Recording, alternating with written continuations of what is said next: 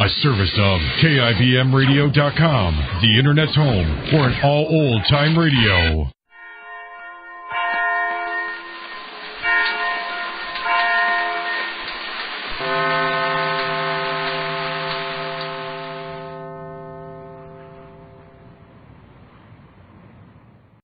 Kroger Tender Ray Beef.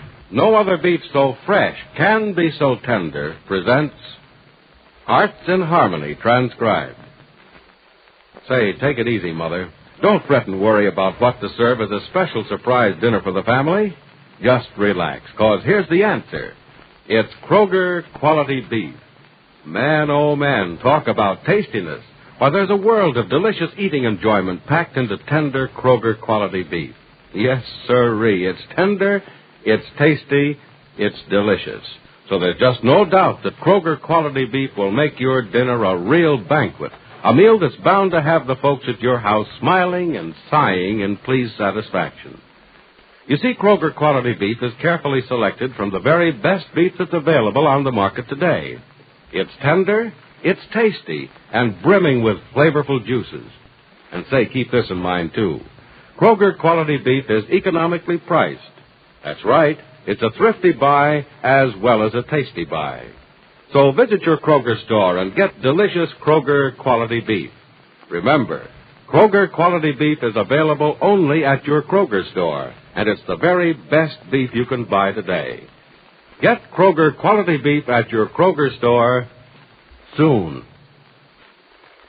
And now, Hearts in Harmony.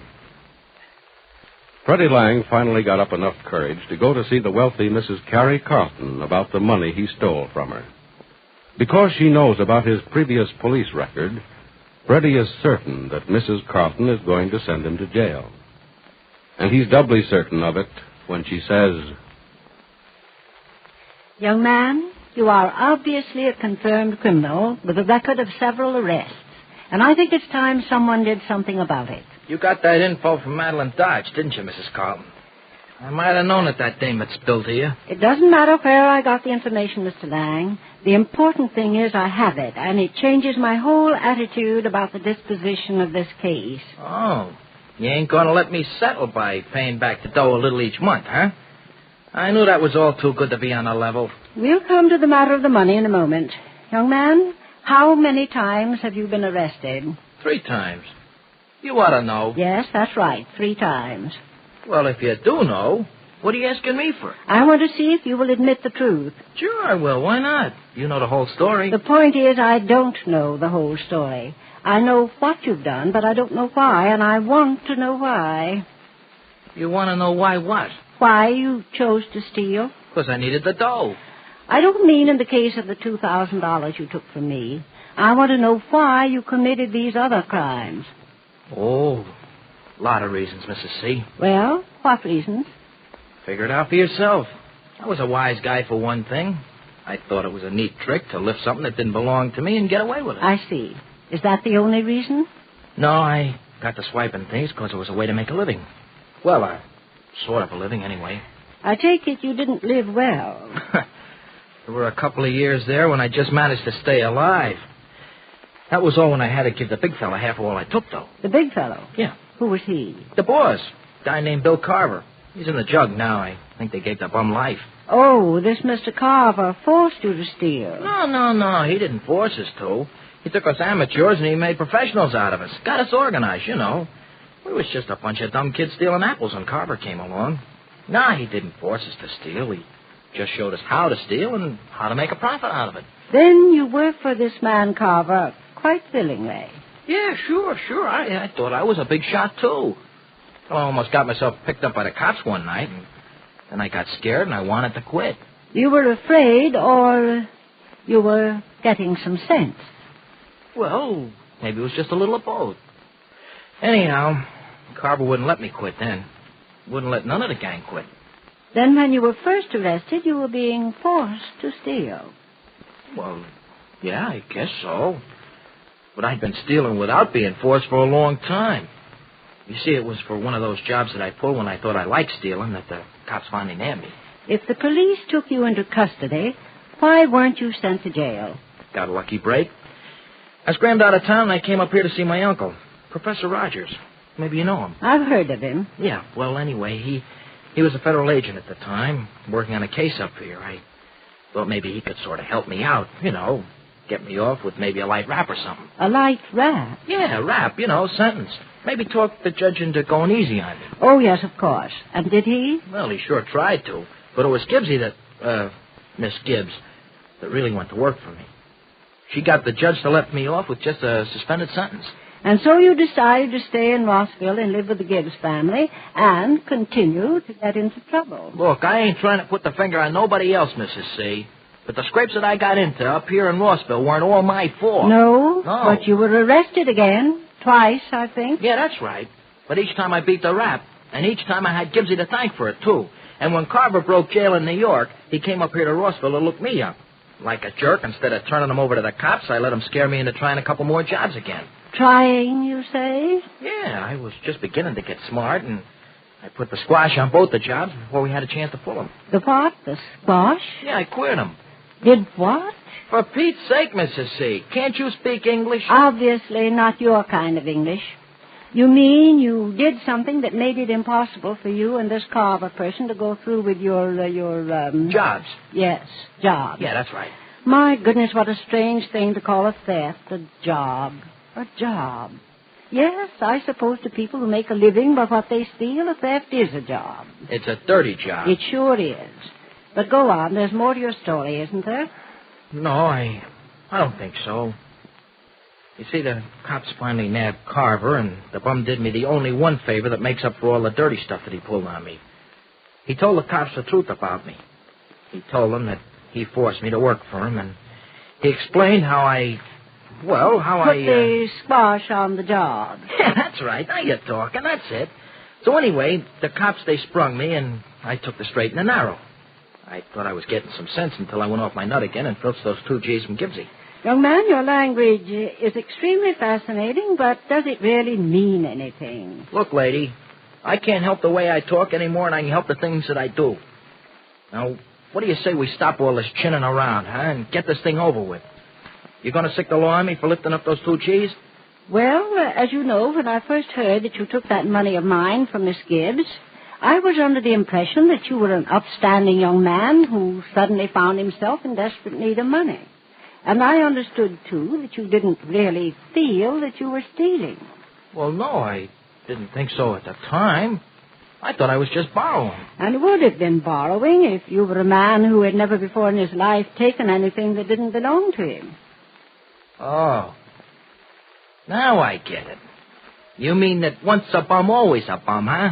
Wouldn't you feel that way if I had a criminal record and after behaving myself for many months took money from you? Yeah, I guess so. Okay, then. What happens to me? I take the rap this time? I'm coming to that. I decided to let you return the money to me in monthly payments as if I'd given you the money as a loan. But you don't loan a dime to a crook, that it? I lend money. In fact, I give money to people whom I feel deserve it and will put it to a good and worthwhile use. Lady, I didn't swipe that dough of yours to buy myself a bag of lollipops. I'm well aware of why you took the money, young man. Because of that money, you and Mr. Paul Williams are well established in the business. Well, I thought we were, till you pulled in the offer. Young man, a moment ago, I said your language fascinated me. Well, that's not the only thing about you that intrigues me.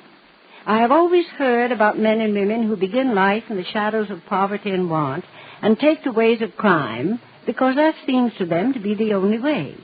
I've heard about them, but I've never known one. You know one now, but don't cry about it.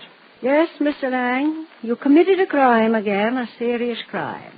And by all the laws of society, you should be punished. Look, slap me with just one law, will you, Mrs. C? That'll bang the bars loud enough behind me. Young man, I have a surprise for you. I don't get surprised by going to jail, Mrs. C. No? Well, that's too bad. It points out very clearly that you yourself have no hope that you'll ever be more than what you were in the beginning. That makes me feel all the more strongly that I must do something to make sure that you never feel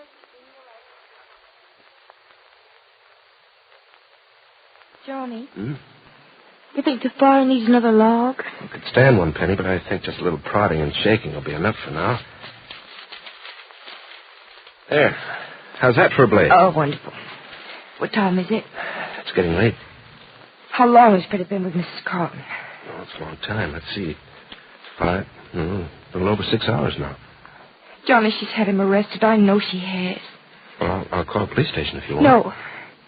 No, that doesn't seem wise. If Freddie isn't there, it may make matters worse.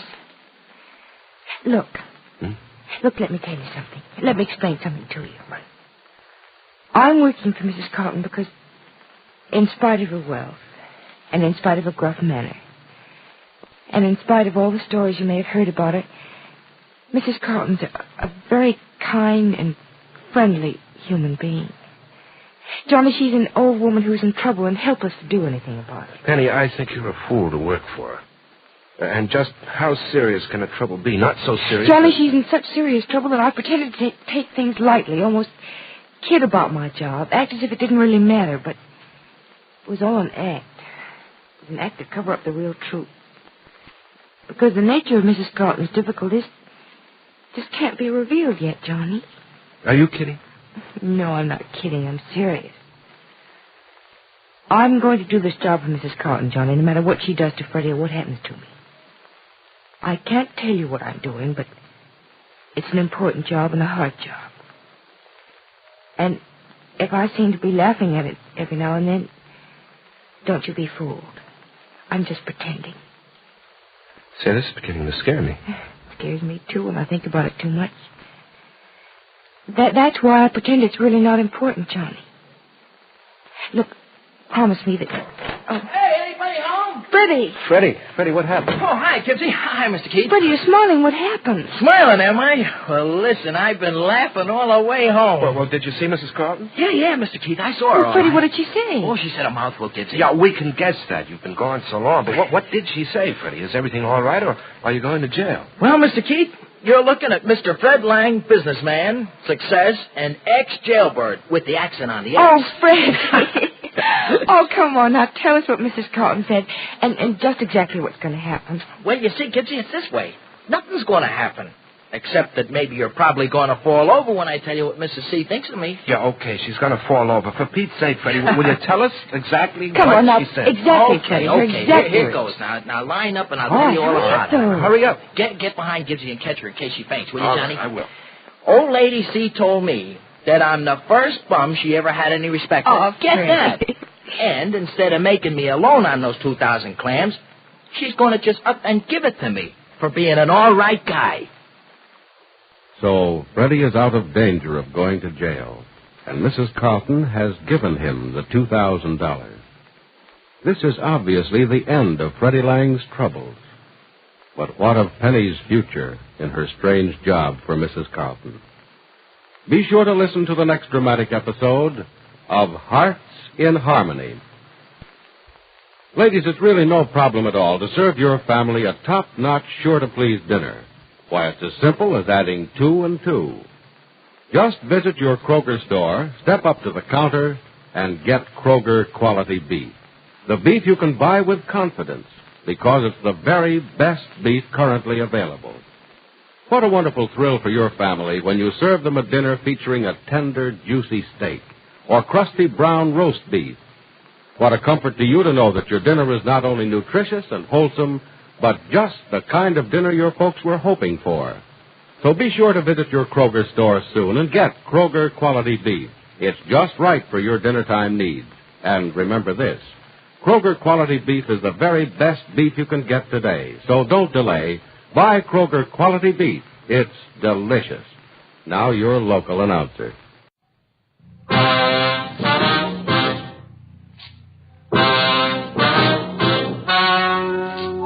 The story you are about to hear is true. The names have been changed to protect the innocent. Fatima Cigarettes, best of all king-size cigarettes, brings you Dragnet on both radio and television.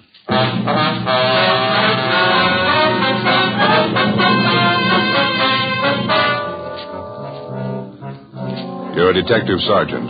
You're assigned a homicide detail. You receive a complaint about the owner of an apartment building. He signs leases for the apartments, then he threatens to kill the tenants if they move in. Your job? Investigate. Comparison proves Fatima quality. Yes, comparison proves Fatima quality. Compare Fatima with any other king-size cigarette. 1. Fatima's length filters the smoke 85 millimeters for your protection. 2. Fatima's length cools the smoke for your protection. 3. Fatima's length gives you those extra puffs, 21% longer than standard cigarette size. And you get an extra mild and soothing smoke, plus the added protection of Fatima quality. Definitely the best quality in its class, but the same price as the cigarette you are now smoking. In Fatima, the difference is quality. Buy Fatima in the bright, sunny yellow pack. Best of all, king-size cigarettes.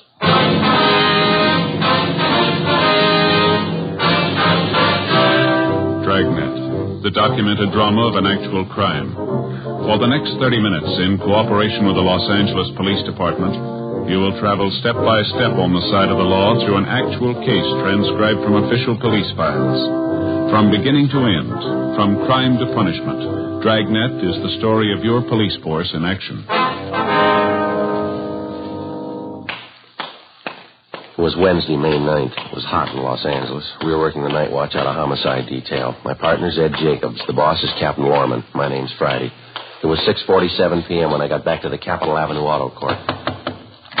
Cotty's number 11. No reason in the world for it. I tried to reason with him. He wouldn't even listen. It's the craziest thing I ever saw. Yes, ma'am. Joe, did you find the phone all right? Yeah, I checked the office. Lopey says they picked up Daniels a few minutes ago. They'll bring him downtown now. They got him, did they? They're going to put him in jail? Well, it depends, ma'am. It's going to take a little more investigating first. I don't see what else you need. He threatened us with a gun, me and Doris Ashby. If that isn't a crime, I don't know what is. A few more questions we'd like to ask you, ma'am, if you don't mind. A couple of things we'd like to clear up. I told you just how it happened. Doris will tell you the same thing. He's just a crazy old man, if you ask me. Ought to be put away. Did you ever have any trouble with Mr. Daniels before this afternoon, Miss Cameron? Excuse me, the baby. Yes, ma'am. What is it now, honey? Can't you sleep? You try now, won't you? Daddy will be home pretty soon. That's a good boy. You try and sleep now. Miss Cameron? Yes. Oh, you be quiet now. I don't want any trouble from you. You heard me. Be quiet now. You got your hands full, ma'am. Don't I know it? A canary, a 4-month-old baby trying to keep house in an auto court. If I knew it was going to be like this, I never would have left Paso Robles. You've only been in town a week or so, is that right? It's closer to 2 weeks. Seems more like 2 months trying to get along in a place like this. A room and a bath, no place to cook, rinse out diapers. It's terrible. I told my husband he should come down here alone, find us a place to live first. Then we could move. No, he had to have it his way. Mm-hmm. You say your husband made the first contact with Daniels. He gave him a deposit on this apartment, is that right? Yeah, that's right. The same day he started work at the aircraft plant in the valley. We've been living in Paso Robles since we got married. A month ago, Pete, that's my husband, he got a lead on this aircraft job down here. Him and Ralph came down and signed up for it. Ralph, who's that, ma'am? Ralph Ashby. He's Doris's husband. Doris Ashby. She's my best girlfriend. We were neighbors up in Paso Robles. Oh, I see. They're not doing much better than we are right now. They're staying in another court up the street. Same thing, room and a bath. Doris is expecting, too, poor kid. Did you hear me? You be quiet now. You want to wake up the baby? About the arrangements your husband made with Daniels to lease this apartment, Miss Cameron, when was all this? A week ago Monday, the day after I moved down here. My husband and Ralph Ashby saw the rental ad in the paper, and they went over and talked to Daniels. He said, all right. He had an apartment for the Ashbys and one for us. Nice places, too. I see. Ralph and my husband signed the leases, gave him the first and last month's rent in advance. It was all decided. Well, how is it you couldn't move in right away, Miss Cameron? Well, he said he was having the apartment house redecorated. Daniels did, I mean. He told Ralph and my husband the apartments would probably be ready for us on the 8th. That was yesterday. He said the 9th for sure, and that's today. And you tried to move in this afternoon, and Daniels refused to let you in. Is that it? I had the movers get all our things out of storage and move them out to the apartment. So did my girlfriend, Doris. The movers were just starting to get our furniture out of the van and move it into the apartment when Mr. Daniels showed up. He acted like a crazy man. Well, did he give you any reasons why you couldn't move in? He tried to give us a lot of reasons. None of them made any sense. You could ask Doris. She'll tell you. She was there with me. Well, what did Daniels say, now, just for instance? He said a lot of things. First, he told us there was no water in the apartments. It hadn't been turned on yet. He said the gas wasn't turned on either. Well, I knew that was a lie. I was in the apartment late in the morning. Everything was fine. The gas was working, so was the water. I see. When I caught him in that lie, he got madder than ever, made some more excuses. Then he started yelling and swearing at me right there on the sidewalk. Said the apartment just wasn't ready yet. I told him to go climb a tree. We signed the lease. We paid the rent. We were moving in anyway. Told the movers to go ahead. Take in the furniture. Well, what'd Daniel say then? Nothing. He just got real purple in the face, and he put his hand in his coat pocket, and he took out a gun, pointed it at me and Doris, and I had the baby in my arms. Imagine that. He actually told you he'd shoot you if you tried to move in the apartment, is that right? In so many words, yes, he did. He threatened the moving men, too. They tried to talk to him. He wouldn't listen. We all tried to talk to him. He didn't make any sense at all. I wasn't going to take any chances with the baby in my arms. Doris and I got in the car and drove away. So did the movers. They left with us. Can't say I blame them either. Yes, ma'am. That Daniels must be out of his mind. It's the only thing I can figure. A real nut. Well, did either you or your husband have any arguments with him at all before this afternoon? No, everything was fine. This afternoon was the second time I ever spoke to the man. And he had no objections to your having children or pets in the apartment? None at all. That's one of the first things my husband told Daniels when he went to look at the apartment. We had a baby and a canary. Daniel said it was all right with him. He didn't object at all. I understand there's 6 apartments in the building, Miss Cameron, that right? Yes, that's right. They're all vacant as far as I know. Daniels just bought the building a month ago. That's what he told my husband anyway. He had the place redecorated and the work was all done. The apartments are just sitting there. That's why I can't understand it. Why won't he let us move in? Yes, ma'am. We paid our money, signed the lease.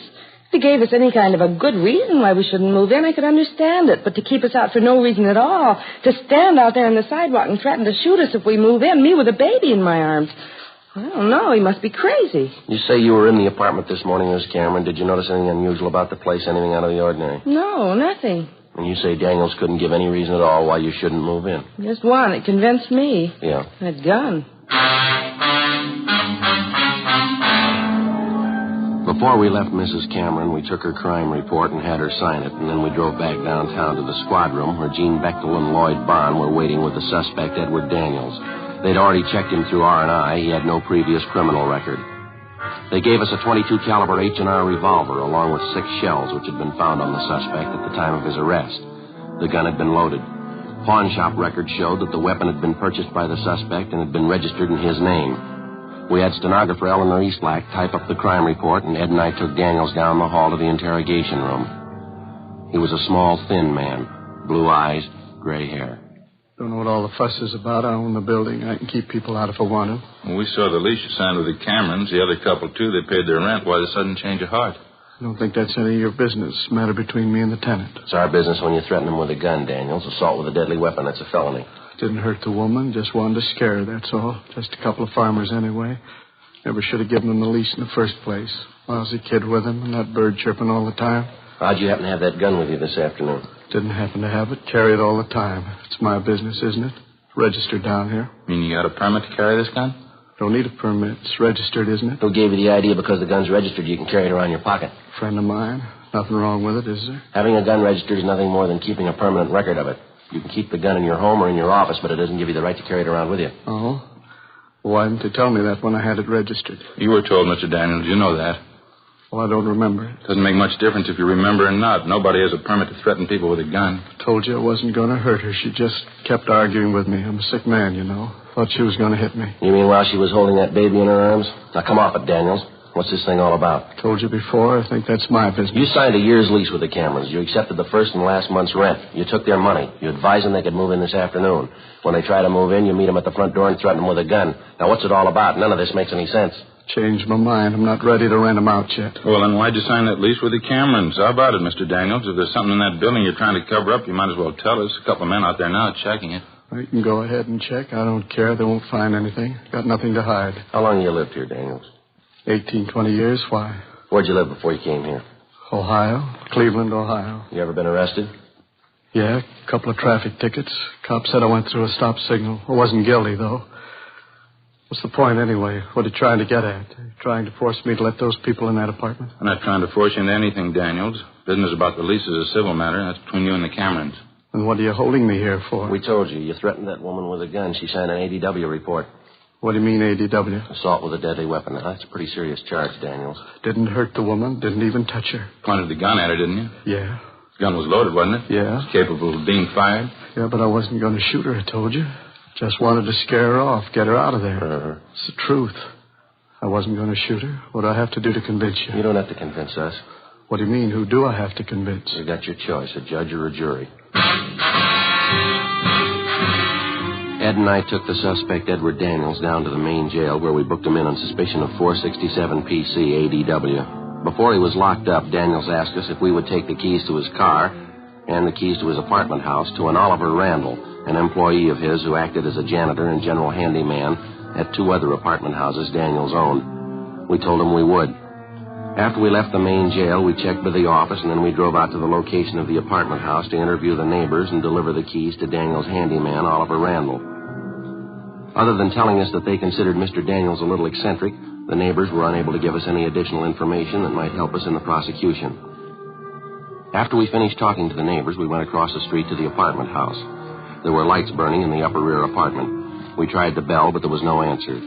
From the set of keys Daniels had given us, we found the one that fit the door and let ourselves in. We heard somebody moving around on the floor above us. We went up and found a man there who identified himself as Oliver Randall. He appeared nervous and upset. There were papers and rags scattered over the floor of the room. Oh, yeah, I was just cleaning up here. Mr. Daniels told me to be sure and clean these up, papers and junk. I see. Well, here's some keys for you, Randall. Daniels asked us to get them to you. Oh, yeah, apartment house keys. Mr. Daniels was supposed to meet me here. He said 8 o'clock. I think that's what he said. I wonder where he is. You know where he is? Yeah, he's in jail. Oh, what's he doing in jail? Did he do something wrong? He's had a complaint filed against him, assault with a deadly weapon. What happened? He got mad at somebody? Mr. Daniels has got an awful bad temper. When he gets mad at somebody, he doesn't forget it. I know. I worked for him. How long have you worked for him, Randall? I don't know. A long time. Maybe 5 years. I forget. You say Daniels has a bad temper. Have you ever known him to be violent, Randall? How's that? Well, have you ever known him to be violent? I mean, have you ever known him to hurt anyone? Well, I don't know. I don't remember. A lot of times he says he's going to do things. I work for him, you know. A lot of times he gets mad at me. He says I don't work fast enough or I don't do the right things. He always carries his gun, you know. Once he said he was going to shoot me, I was pretty scared. You live with Mr. Daniels, do you? No, I have a room downstairs in another apartment house. He owns a place over on South Hoover. It's a nice room. It's got a window in it. You're on a regular salary, that the way you work? Yeah, $15 a week. I get the room free, too. It's not bad. You ever been arrested, Randall? Me? No, I've never been arrested. You ever been in the state hospital, any kind of an institution? No, I was up at Camarillo for a couple of years. I didn't like it too much. I came down here to live with my sister. She's dead now. She died about 4 years ago. She's the one that got me this job, you know. That's all? Oh, yeah. This isn't a bad job at all. Jobs are pretty hard to get now. That's what Mr. Daniels says. Real tough to get a good job now. That's why I do what I'm told. I better get on fixing up this place. Well, how'd all these rags and papers get here, Randall? The painters leave them behind? I don't know. I guess so. I guess somebody left them here. We understood the apartments were already cleaned up. They were ready to move into. What's that? I say we understood the apartments were all fixed up, that they were ready for the tenants to move right into. Oh, I don't know. I wouldn't know about that. Mr. Daniels takes care of renting the places. I just help him. I do what he tells me. Joe? Yeah? You notice that smell? Seems to be stronger out in the hall. Yeah, I think I do. How long's it been since the painters were working here, Randall? Do you know that? Painters? I don't know. A couple days, I guess. What's the matter? That's a pretty strong smell. Might be paint there, something like that. Don't you notice it? Oh, yeah, I've been wondering about that. I noticed it when I came in. It might be from upstairs, the attic. Painters were working up there, too, I think. Don't you think you ought to check it, see what it is? Mr. Daniels didn't tell me to. I guess I better, though.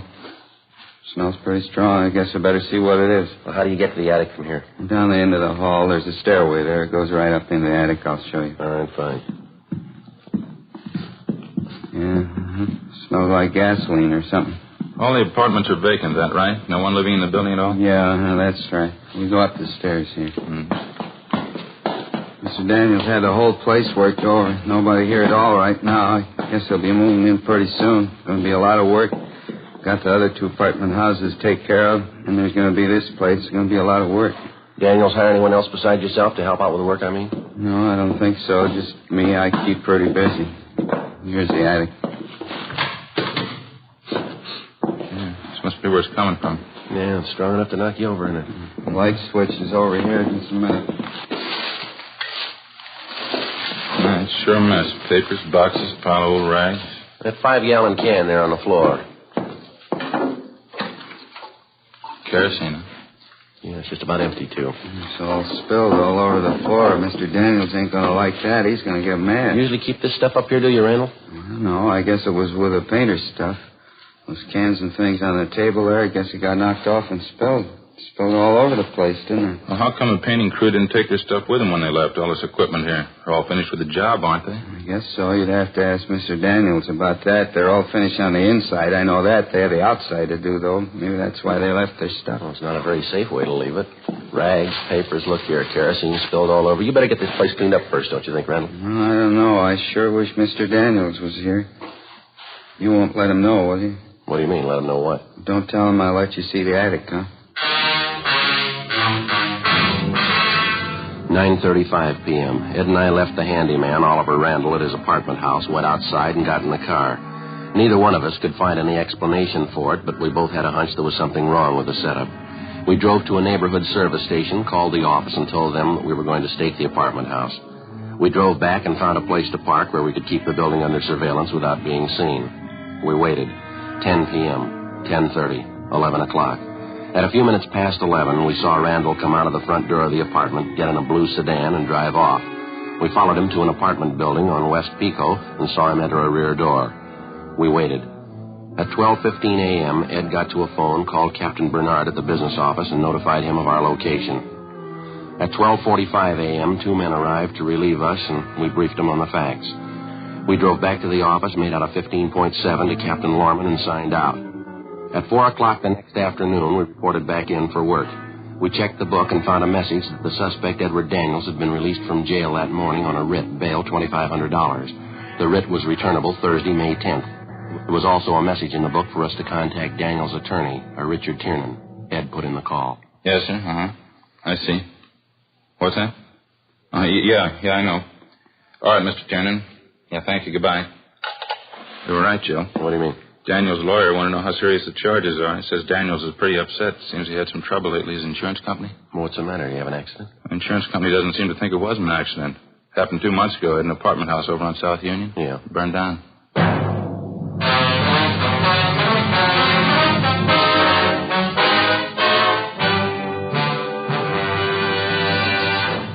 You are listening to Dragnet.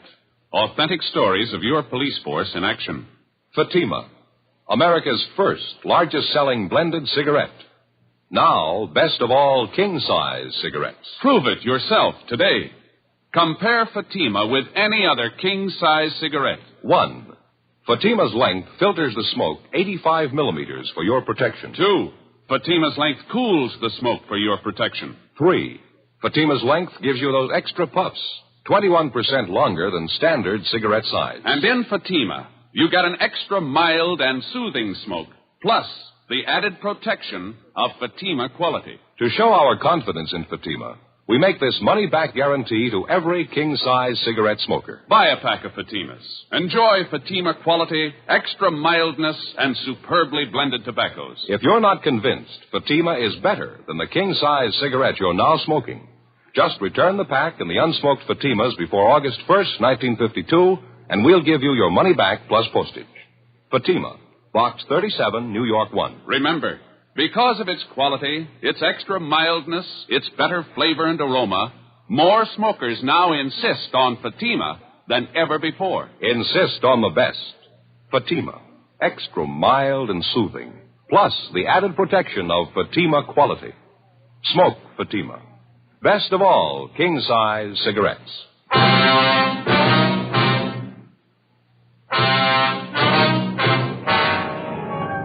Thursday, May 10th, 4:30 p.m. We contacted the fire department's arson squad to find out if the fire at Daniels' apartment house on South Union Avenue 2 months before was under investigation. After checking back, they told us investigators from the arson squad had found a large amount of kerosene to be present in some of the burned timbers found in the debris after the fire was put out.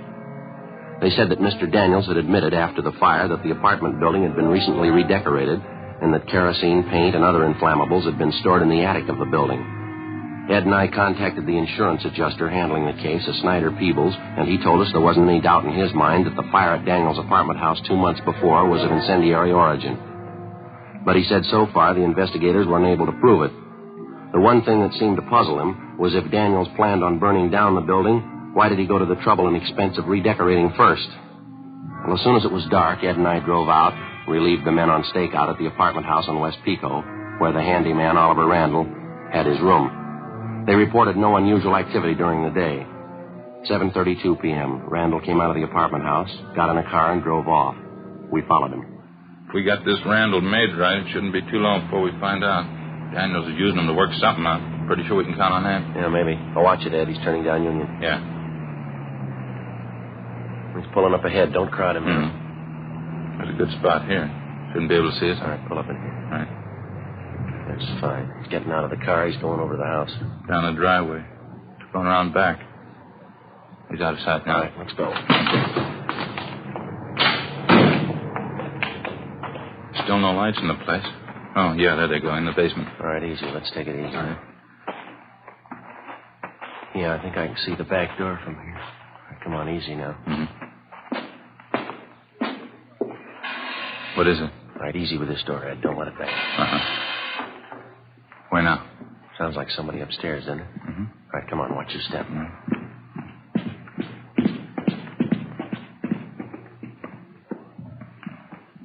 Come on, next floor up. Yeah.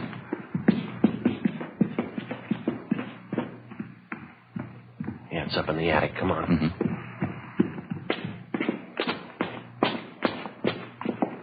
All right, come on. Through this door. Back in the corner, Ed. I see him. All right, hold it, you. What's the matter? There's a fire, Ed, over in the corner. I'll get it. Hold on to him. Right. Well, don't put it out. You need any help, Joe? You getting it all right? No, I'm getting it all right. Just a minute. Here, I got it. Okay. You want to get the lights? I got them. All right, Randall, what's the story? He told me to do it. He told me to come back tonight and burn the whole place down. Who told you? He said, Ollie, you go back to the place, to the attic, light a match, that's all, and then get out. Mr. Daniels, that's just what he said. Daniels told you to do this? He told me just light a fire and nobody'd know. He said there wasn't going to be any trouble. No trouble at all. Well, it gives you the edge, doesn't it? No trouble, he said. Yeah, well, next time you see him, you can call him a liar. 8:50 p.m. After making sure that the place was secure and that there was no danger of fire from the recent arson attempt, Ed and I took the suspect, Oliver Randall, outside and put him in the car where we questioned him. He made no attempt to disguise the fact that he had been directed by his regular employer, Edward Daniels, to commit arson by setting fire to the attic of the apartment house. In addition, he told us that Daniels had threatened him with bodily harm if he refused to obey the order and set fire to the building. He had this gun, you know, Mr. Daniels did. He always had it with him. I was scared of it, I don't mind telling you. Well, he threatened to kill you if you didn't do what he wanted, that it? Yeah, I guess so. He used to get mad a lot of the time, and he had this gun. He always had the gun. He'd get mad at me and tell me he was going to shoot me. I'm afraid of guns. How about the fire at the other apartment house, Ollie, the one over on South Union Avenue? Yeah, that was a big fire. Did you start that one? Daniels told me there was nobody living there. He said nobody'd get hurt. Nobody did get hurt, did they? Did you start the fire? Yeah, I guess so. I guess I did. Mr. Daniels tell you to do it? He said it was his building. He owned it. He could do anything with it he wanted to. I didn't want to do it. He told me I'd have to. He said he'd hurt me with that gun. And he said he'd fire me, too. I didn't want to lose my job. You knew you were doing wrong, didn't you, Ollie? Well, I guess I did, yeah. What could I do, though? I didn't want to lose my job. Good jobs aren't too easy to get nowadays. You know that. Where's Mr. Daniels now, do you know? You're not going to tell him what I told you, are you? He said not to say anything about it. He said nobody'd believe me anyway. Nobody. He said he'd tell everybody I was a liar. Said they'd believe him before they'd believe me. Well, where's Daniels now? If I tell you, you won't let him hurt me, will you? No, we won't let him hurt you. You're going to have to help us out, though. What do you want me to do? I'd like to find out where Daniels is first. He's in a movie over on Pico by his house. He's waiting for me. You mean he's waiting for you in the show? See, in the center section, 10 rows from the back. He's waiting for me now. Well, how's it you're supposed to meet him there? I don't know. He said if anybody wanted to know where we were tonight, this would prove we didn't start the fire. We were at the show. I was supposed to start the fire and then go to the show and meet him, 10 rows from the back, the center section. You want to show us where this movie is, Ollie? Yeah, okay. Mr. Daniels won't tell you anything, though. He's going to be mad. He won't tell you anything. Well, that's where we need your help, Ollie. What do you mean? We'll let him tell you. 9:44 p.m. Ed and I, along with the suspect, Oliver Randall, drove to the movie house on West Pico. On the way, we explained to Randall what he was supposed to do. 9:55 p.m. We parked our car half a block from the movie house, bought 3 tickets, and went inside. The feature picture was still on. There wasn't much of a crowd. We sent Randall down the aisle ahead of us and watched him move into the 10th row and sit down next to somebody. Ed and I followed him down and found seats in the row directly behind him. We recognized the man sitting next to Randall as Edward Daniels. Hello, Mr. Daniels. I did it just the way you told me, up in the attic. It was okay. Nobody saw you? You didn't have any trouble at all? No, it was okay. I don't feel so good about it, though. What do you mean? What are you talking about? I don't know. Maybe somebody might find out. Don't you think we'd get in trouble if they found out? You just keep your mouth shut. I'll attend to that. Nobody's going to find out. All right, Daniels, you mind coming outside? We'd like to talk to you. What? What are you doing here? Come on, we'll talk outside. What's this all about? We'll let you tell us. All right, what do you want? You arresting me? That's right, mister. Why? What's it supposed to be this time? Think you know, arson, conspiracy. Caught Randall here, caught him right in the act. He told us the whole story. What? Ollie? What story? What is this? I told you I didn't want to do it, Mr. Daniels. I told you we'd get in trouble. Fool, stupid fool. Should have known better. Yeah, you should have. Just 2 questions for you, Daniels. Why'd you burn down your own property? Why'd you redecorate the buildings first? I never forgot it. Told him when it happened, I wouldn't forget it as long as I lived. What do you mean, forget what? 24 years ago, I was just starting out. A small store back in Ohio burned down. Real fire. Lousy insurance company that wouldn't believe me. Had to sue. Lost the whole thing. Had to start all over again. I told him I'd never forget it. Told him I'd make him pay. And you've been nursing this grudge for 24 years? Why not? Why shouldn't I? I lost everything I had. Well, why'd you redecorate the apartment houses if you planned to burn them down? Simple. Gave me a good excuse. Could have all those things stored in the buildings. Paint, kerosene. Besides, you'd think I'd burn down the building right after I got done redecorating. Not a bad idea. Worked pretty good, didn't it? Yeah, you're going to jail. You figure it.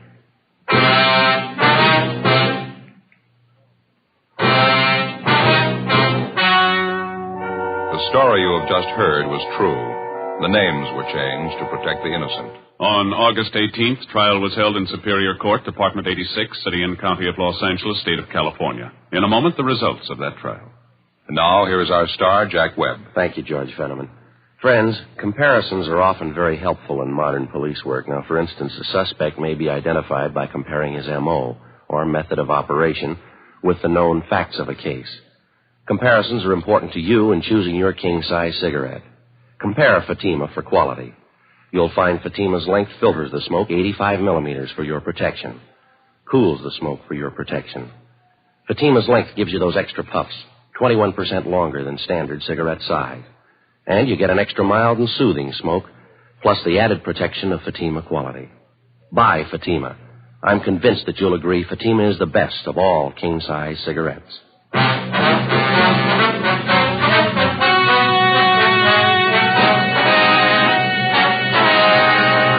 Edward John Daniels was tried and convicted of 2 counts of conspiracy and 1 count of arson and received the sentence as prescribed by law.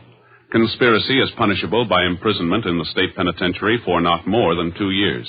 Arson is punishable by a prison term of not less than 1 or more than 5 years.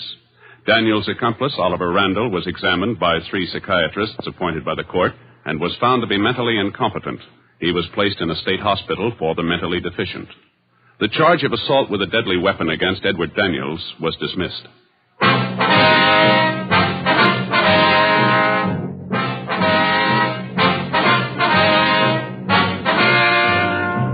You have just heard Dragnet, a series of authentic cases from official files.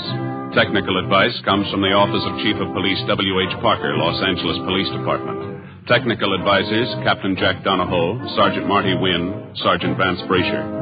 Heard tonight were Barney Phillips and Vic Perrin. Script by Jim Moser. Music by Walter Schumann. Hal Gibney speaking.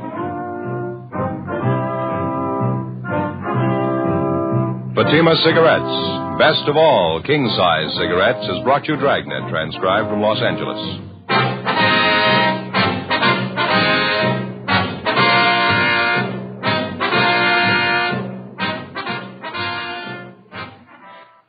Now, it's Counter Spy on NBC.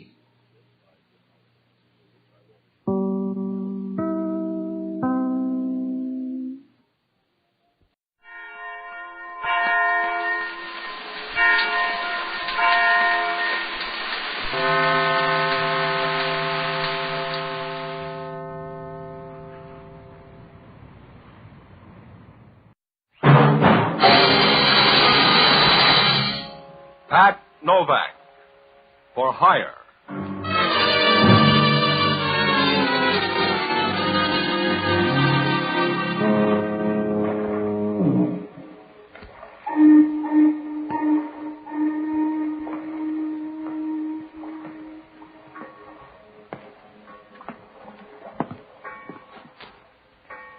Sure, I'm Pat Novak For Hire.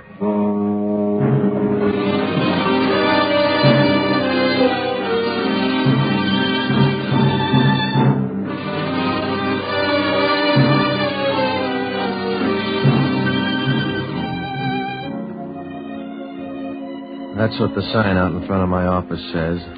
Pat Novak for hire. Down on the waterfront in San Francisco, billing doesn't mean much. Everybody's got the same act. They're all out to turn a fast buck, and when you're in business down here, everything but murder is a parlor trick. Once in a while, your eyelids get sore from winking it too much, but it's a living. You get to meet the best people in town. There's only one hooker. You're liable to wake up some morning dead. Because around the waterfront, you don't need a union card for trouble. It sneaks up and paws you like a wet ghost. I found that out when I met Bruno Weiss.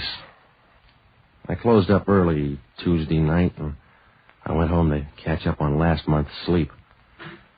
I don't know how long I was in bed. Must have been about 11 when I woke up. The room was dark and as stale as last year's Christmas candy. I had the goofy feeling that somebody was in the room with me. I was breathing kind of hard, and I stopped to have a listen. Somebody was sitting on my bed. Either that or the landlord had put in an echo. I listened again. Hello, Novak. You're mixed up, friend. I pay the rent here. Get your hands away from the light, Novak. Just be a good boy, and you can collect your old age pension. Now, look, I'm not crazy about waking up with strangers sitting on my bed, especially if they got baritone voices. Now, say your piece and beat it. Don't get jumpy, mister. When your eyes get used to the dark, you're going to see a gun about a foot away from your nostrils. I want the keys to your boat, Novak. Get them in the morning at $25 a smell. I want them now. Just tell me where they are. I'll do the rest. Don't get big-hearted. I don't want chatter and cocktails. I want those keys. Unless you want your face to look like a rump roast, you'll start talking. The keys are in the bottom drawer of the desk. That's the boy. Gonna bother your boat a while. You'll get it back by noon tomorrow. There's the boat keys. 2 of them are. The rest open the front door of the U.S. Mint.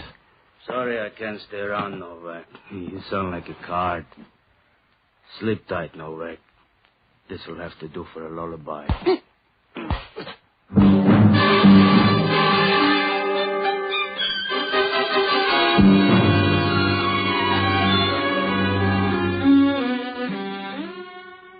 He didn't even give me time to pick a dream. I stretched out on the floor as dead as a Philadelphia nightclub. I don't know how long I stayed out of the ball game.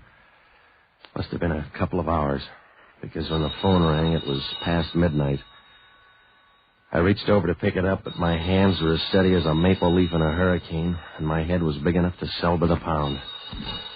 I finally found it in the dark and started talking. Hello? Hello, Novak. This is Joe Powers down at Pier 19. You awake? Sure. You sound groggy. Oh, it's a sedative. What's on your mind? One of your boats just drifted in. Guess what? I don't have to. It's smashed up, and you want to offer me $50 salvage. Hey, that's right, Novak. You're psychic. I'm a patsy, you mean? Some gunsel borrowed the boat a couple of hours ago. Came in here, told me a bedtime story, and took the keys. Well, you better hop right down here. It'll keep, Joe. No, it won't. Hurry up or you'll run a dead heat with homicide. There's a dead guy in the boat. Oh, it must be my playmate. I don't know. He didn't say. But you better grab a cab and get on down here. There's going to be a lot of questions. Sure. If you meet any good answers, save a couple for me.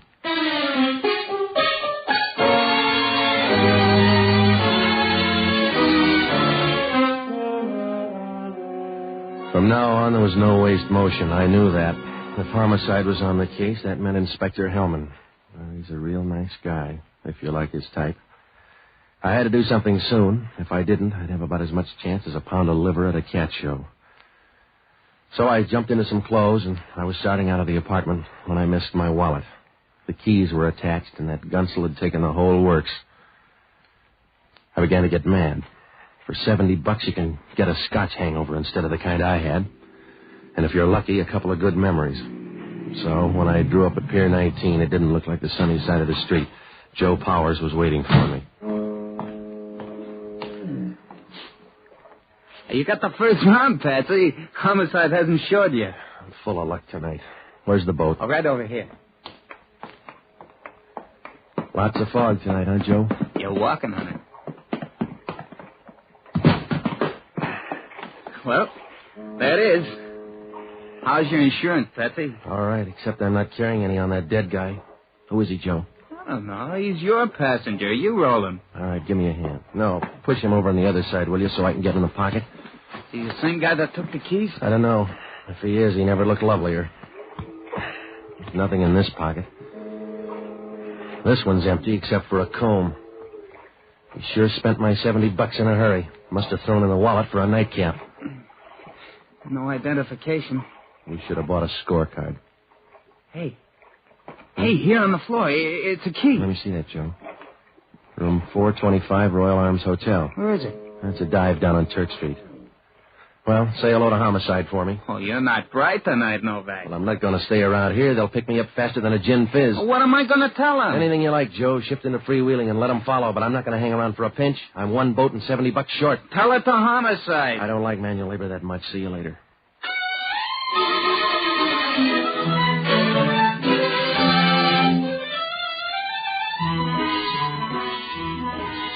I started for the Royal Arms Hotel. On the way, I picked up the only honest guy I know, a bottle baby by the name of Jocko Madigan.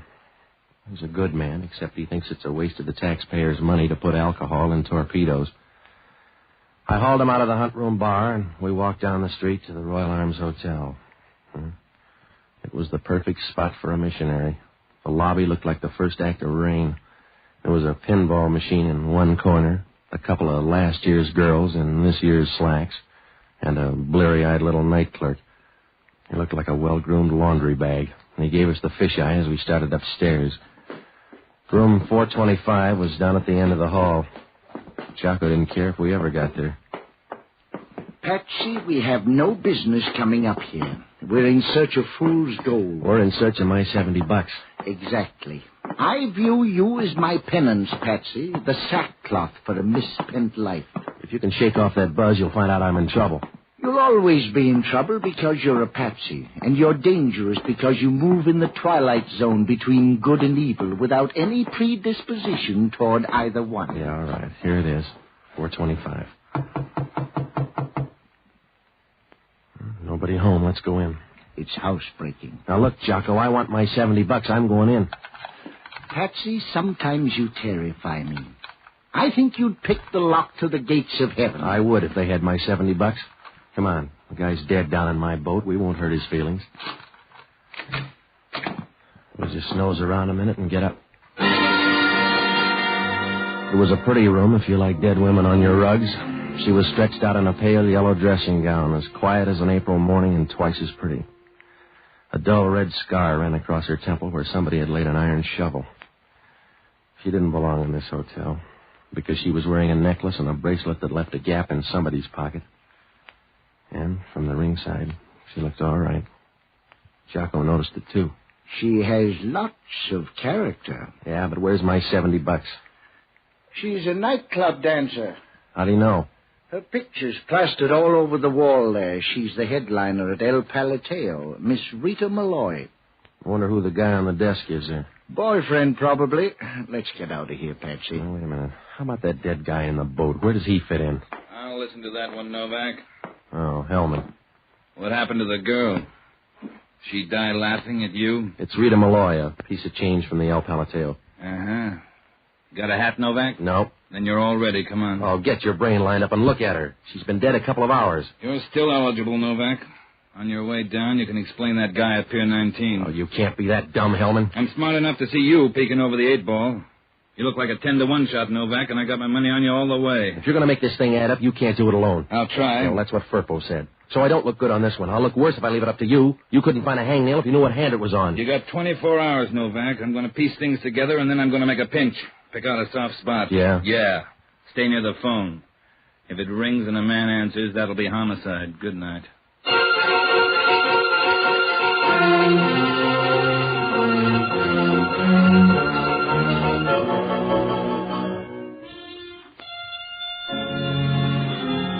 Hellman was right.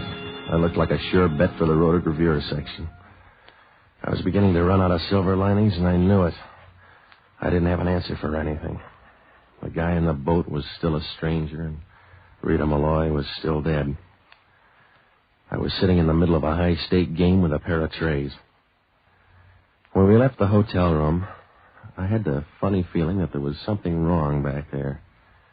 I didn't know what. I just knew there was something wrong, the way you feel when you pick up the wrong hat and put it on.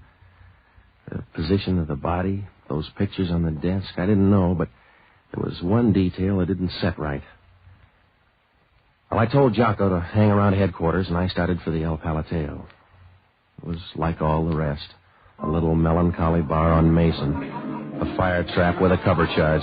The decor looked like early Franco. The floor show was on as I fought my way up to the bar. Excuse me, please. I'm sorry, lady. Can I get through here, please? How about a drink? Your idea? What do you want? Scotch. Soda or water? Water.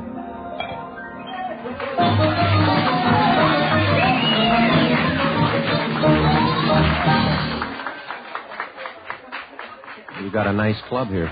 We like it. 80 cents. Too bad about Rita Malloy. Yeah? You don't seem heartbroken about it. I'm not a mother. 80 cents. Anything wrong, Eddie? No, boss. This guy's crying in his beer about Rita Malloy. Oh. I'm Manny Ryan. You own the club? A piece of it. My name's Novak. Call me Patsy at the moment. The police think I killed Rita Malloy.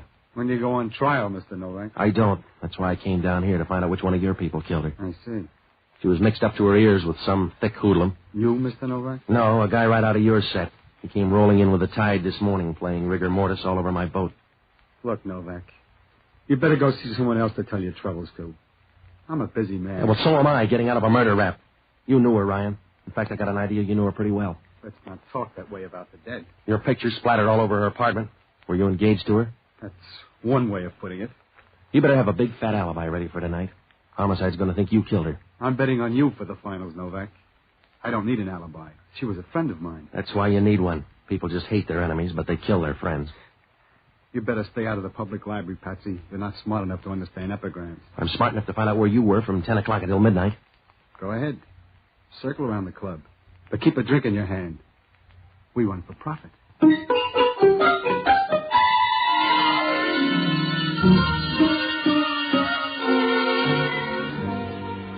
I didn't get much out of the doorman. He wanted a first mortgage to talk, but one of the busboys opened up. He told me that Ryan and the girl had brawled the night before. Also, that Ryan left the club for about an hour tonight. Well, I put him on the list anyway. But it began to look more and more like a one-horse race. Well, I got one other lead. A clarinet player in the band wanted to harmonize with Rita Malloy, but there wasn't much else to go on. And then I spotted the gal who had taken Rita Malloy's job in the show. She was just finishing her number, and so I followed her back to a dressing room. When she opened the door, I got a nice warm feeling like a melted cheese sandwich, and I was looking around for a rope to hang on. She was pretty. And when she said hello, you knew it was time to send in the varsity. Good evening. For some people, you mind if I come in? It's late in the season. I can't be choosy. All right. I'm Pat Novak. I'm Tony Drake. What do I do, tremble? Talk, mostly. Did you know Rita Malloy? Around here, that was an occupational hazard. The police think I killed her. Did you? No. When I got there, they were tearing down the goalposts. Oh, that's too bad. I'd have been very grateful. It's something I'd like to try. Are you switching the topic, Mr. Novak, or have I been in the big city too long? I just want to know who killed her. You got any ideas? Nope. How about your boss? Maybe. She was getting a little frayed around the edges. How's his temper? No worse than a cobra's. He might have done it, but I doubt it. Anybody else? He was putting in a little overtime with a thug. Not a big, porky guy with a deep voice? I never saw him. I just heard that he was trying. Must have been quite a line.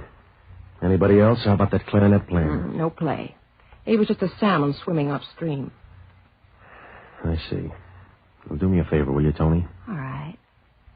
You only get one, so make it a good one. They're tailoring me for a trip over the hill unless I show up with a fistful of answers. Now, can you give me a list of all of Rita Malloy's friends? I can write them all down on a piece of confetti. I mean, everybody close to her. The people around the club here, the people on the outside. I'll pick it up in a half hour at your apartment. At my apartment? Yeah, at your apartment. All right, don't get sore. I was just inquiring, not complaining. All right. One other thing, Angel. Yes, Patsy? Don't forget to put yourself on that list. Be seeing you.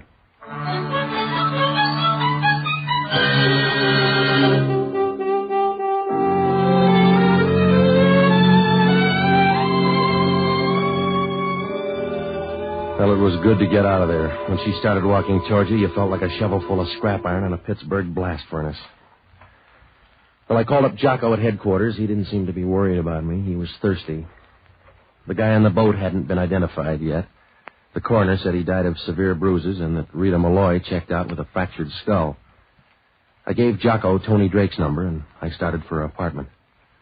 I couldn't have done better with Aladdin's lamp. She had the list and a bottle on hand. I went over the list with her, and then it turned out she had insomnia. The radio was turned down to room temperature. I was working on my fifth drink when the phone rang. Oh, let it ring, Patsy. Oh, I better get it, baby. I think you're a sissy. No, prison pallor wouldn't look good on me. Hello? Patsy? Yeah? Are you busy? Well, depends on your point of view. What's up? I'm not tearing you away from that list of suspects. Let's have it, Jocko. They just identified the dead guy on your boat. His name is Bruno Schweiss. He's wanted in Miami, Florida. He's a hired gunman. Good. Now jump over and see Paul Stangl at the Chronicle Morgue, huh? I already have. There's no tie-up between Bruno Schweiss and Rita Malloy. There's gotta be. Those two killings are tied up like ham and eggs. Hellman just got a report from the Harbor Patrol. They found a buoy knocked out of place. They figure your boat did it and Bruno got killed in the crash. What does that do to things? It clarifies them enormously. This way you're going to hang for only one murder. Good night, lover.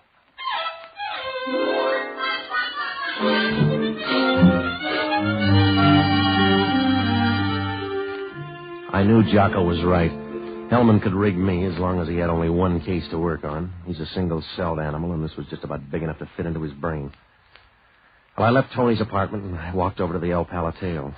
Must have been about 4 o'clock in the morning. It was still dark enough for me to kick in a back window without being seen. I headed straight for Manny Ryan's office, and I started going through his stuff. It was like trying to separate a ton of salt and sugar dumped in the same bin. I went through most of the drawers, and in the last one, I got a hold of something. I grabbed the phone on Ryan's desk, and I called Hellman. Well, I wasn't sure, but I figured he could try this one on for size anyway. Police headquarters. Give me Hellman and Homicide. Yeah. They must have put their best men on his trail because they found him inside a half hour. Hello, Novak. I'm in Manny Ryan's office. He owns the El Palateo. I just rifled his desk. It's a minor offense for you. I got a hold of last month's phone bill. Guess what? It's too high. The office put through 2 calls to Key West, Florida, the last part of this month. 4 o'clock. I'm barely interested. Go ahead. Bruno's Weiss hired out as a gunman. San Francisco was a long way from home plate. That means somebody sent for him. And you're trying to put the finger on Manny Ryan. That's right. That silver frame you picked up at Rita Malloy's, take a look at the guy in it. That's her boyfriend, Manny Ryan. We'll check on it. In the meantime, keep squirming, Novak. You look pretty. Oh, you're smooth, Hellman. Smart talk's not going to keep you out of the chair, Novak. Stay handy. We've only got a short extension cord. Yeah, well... Hello, Hellman.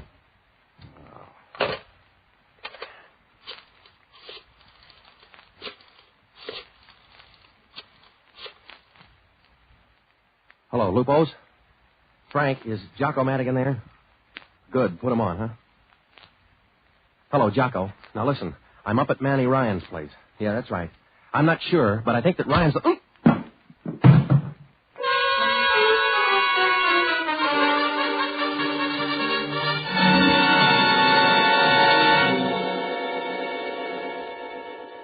My head must have looked like a jackpot. Everybody in town was hitting it. I rolled over and played dead for about 5 hours. It feels better when you've had a dress rehearsal. I woke up in my apartment. The sun was streaming through the window and hit the bed.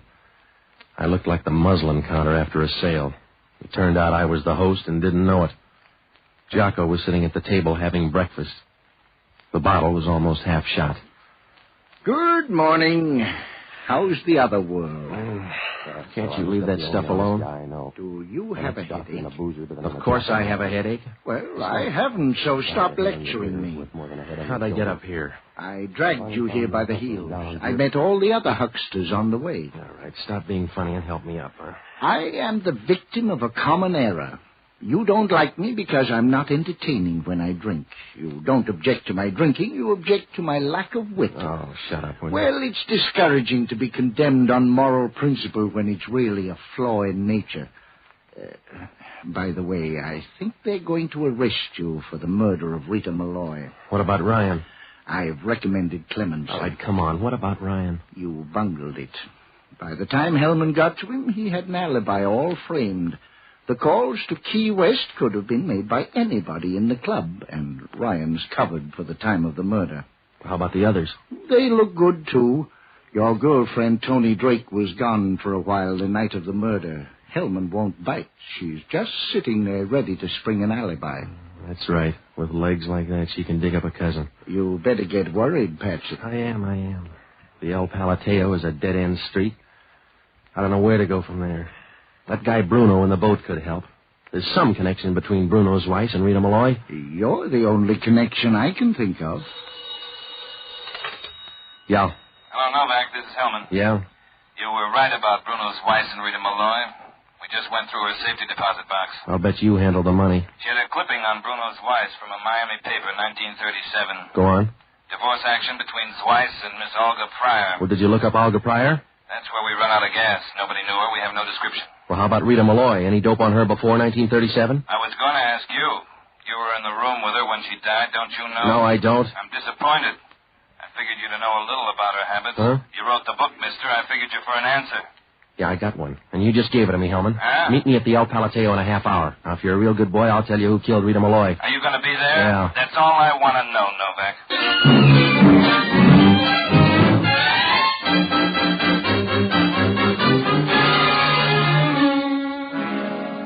Things were falling into place like a fixed roulette wheel.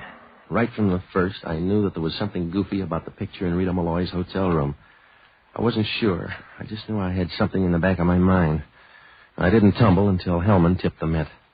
And then everything was cakes and ale. I sent Jocko up to room 425 in the Royal Arms Hotel, and I told him to get a description of every dress in the closet. I checked at the desk, and I got the name of Rita Malloy's cleaners. I ducked over there, and I got a list of every dress that she turned in for 3 months. I met Jocko, and we compared the list of dresses. Well, it jibed fine, except for one thing. There was a missing white dress.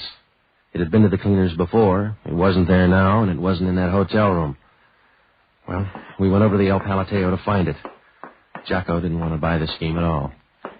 Patsy, I protest the notion of breaking into a lady's dressing room. Stop worrying, will you? She's not going to be there. Then it's futile as well as immodest. Besides, how do you know Rita didn't throw away the dress? I'll give you better than track odds on that one, Jocko. Here we are. Come on. Now, look, you take the closets and find that white dress. I'm going through the desk for grease paint. You should be going through a woman's closet. It's more in the nature of things. Just look, huh? There's enough grease paint here for the whole Iroquois tribe. Did you find anything? Yes. What's this? Just look for the white dress, Jocko. Hey, what's that in the corner? Where? Over here. I don't see anything. Well, down here, look, see? Oh. Well. That feels good, doesn't it, Jocko? Like a spell of perfect weather. Same grease paint? Well, it won't take us long to check. Here, you open a couple of these jars. Don't forget your apron, Patsy. Hello, Tony. What are you doing? Getting ready to build a fire under you? You're going to make nice smoke, too. I liked you better when you were dumb, Patsy. You don't look good with a Ph.D. Oh, put away the gun, baby. Remember, this is your second trip to the plate. Give me the dress, Patsy. It won't fit. Don't worry about that. Just toss it over by the door here. I'll do better. I'll bring it. Stay where you are, Patsy. It's my ticket out, chum. You're a good guy, Patsy. Stay out of my way. It's your role, baby. Patsy, please stay away from me. Come on, give me that gun. Patsy, please. Give me that gun. Sorry, Patsy. That's all I could do. Yeah, sure. You want to take a look at her, Jocko? Put her down on the floor. Yeah. What do you say, Jocko? No dice. Well, can't win them all, Tony. You play too rough, Patsy. You still got a good batting average, Novak. Hello, Hellman. You better make a fast pinch. She do it? Yeah. She got kind of clumsy in the last round, didn't she? Not at all, Copper. They had me coming and going. When you're as far back as I am, they don't pick up the option. Let's get out of here, Jocko. I'll check with you later, Hellman. Be a good boy, Patsy. I'm going to miss you. You were getting to be my favorite hobby. Yeah. I don't know how you were on the distance stuff, but you were sure something on the sprints. Yeah. Be nice to her, Copper. She could go in the mud herself.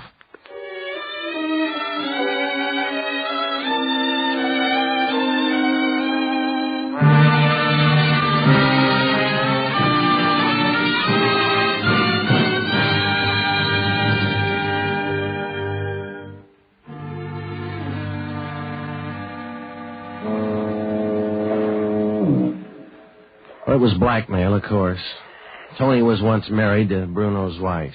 Rita Malloy found out and started to squeeze Tony. Well, Tony wouldn't buy that, so she killed Rita Malloy in her hotel room. She made one mistake. I didn't tumble until Hellman mentioned a woman's habits. Then I knew what was wrong with that picture back in Malloy's hotel room. It hit me like a discordant note in music. Rita Malloy was lying on the floor in a dressing gown, but she was still wearing her bracelet and necklace. Well, when a woman undresses, she always takes her jewelry off first, and then she takes off her dress. Rita Malloy didn't do that, so I took a flyer and decided that somebody had taken the dress off her and put on a dressing gown. Why? Well, because there was something wrong with the dress. It pointed too much in one direction. Well, it could be a lot of things, but probably grease paint. Tony called Bruno out here. He was supposed to use my boat to dump the body, and when he didn't make it, Tony got scared and lugged away the dress. My $70? Well, it would have looked better on a fixed fight. Well, Hellman asked only one question. How did I happen to know that when a woman undresses, she always takes off her jewelry first? I must have read it somewhere.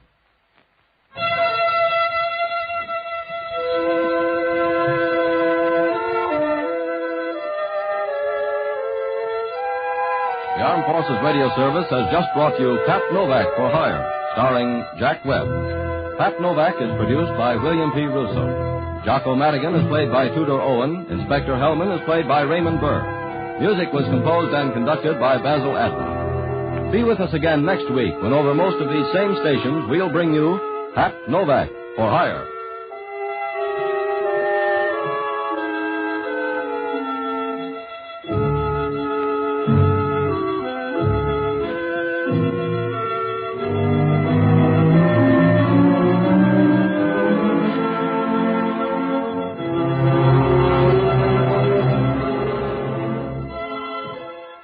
Pat Novak for Hire was previously released by ABC, the American Broadcasting Company, for listeners in the United States, and rebroadcast for our men and women overseas. This is the United States Armed Forces Radio Service, the voice of information and education.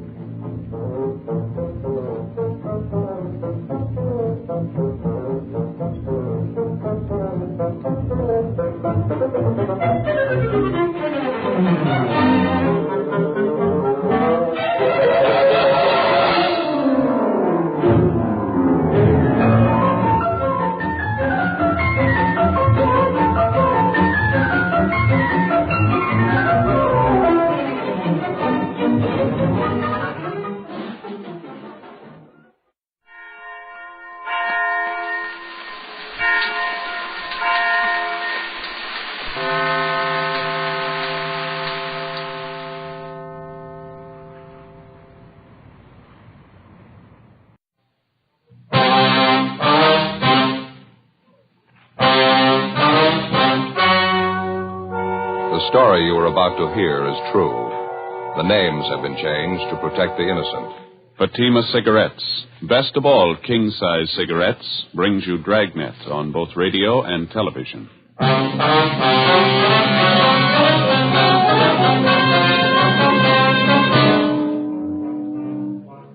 You're a detective sergeant. You're assigned a robbery detail. 2 convicts escaped from the state penitentiary. They're heading for your city. They're armed. They've boasted they won't be taken alive. Your job? Get them. In Fatima, the difference is quality. Yes, in Fatima, the difference is quality. Prove it yourself today. Compare Fatima with any other king-size cigarette. 1. Fatima's length filters the smoke 85 millimeters for your protection. 2. Fatima's length cools the smoke for your protection. 3. Fatima's length gives you those extra puffs, 21% longer than standard cigarette size. And in Fatima, you get an extra mild and soothing smoke, plus the added protection of Fatima quality. Definitely the best quality in its class, but the same price as the cigarette you're now smoking. Buy Fatima in the bright sunny yellow pack. Best of all, king-size cigarettes.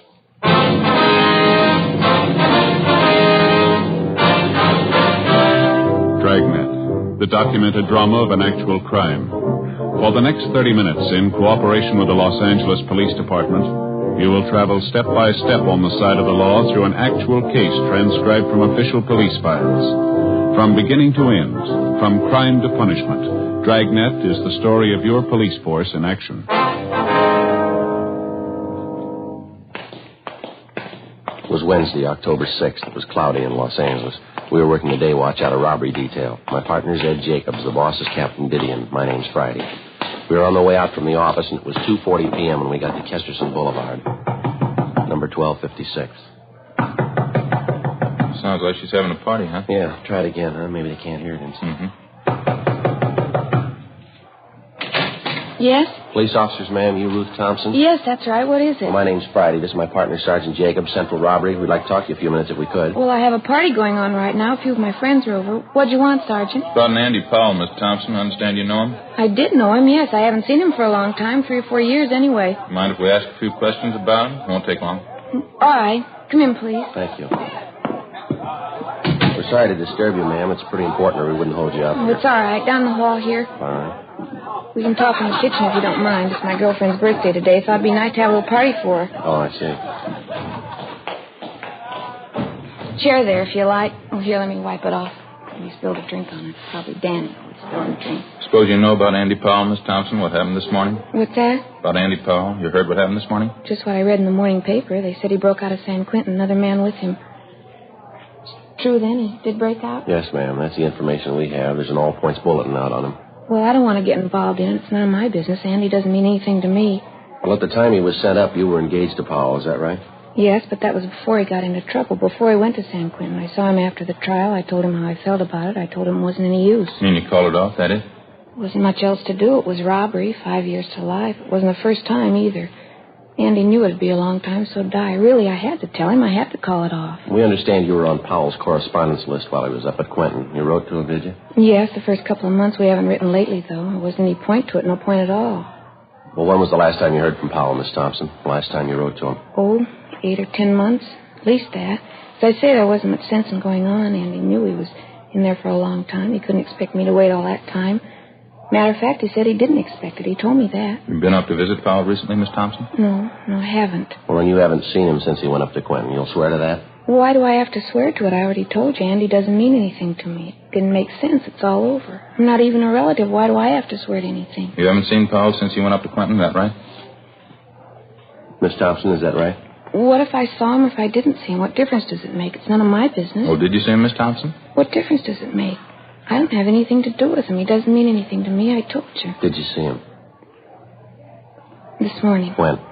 Late this morning, about 10:30. Was he alone? No, another man was with him. Who was the other man? You recognize him? Bert Selby. That's the way he introduced him. He didn't try to hide it. Some fellow he broke out of jail with. What'd they want? Why were they here? Clothes, money. Looked like the devil, both of them. Terrible. What'd you give them?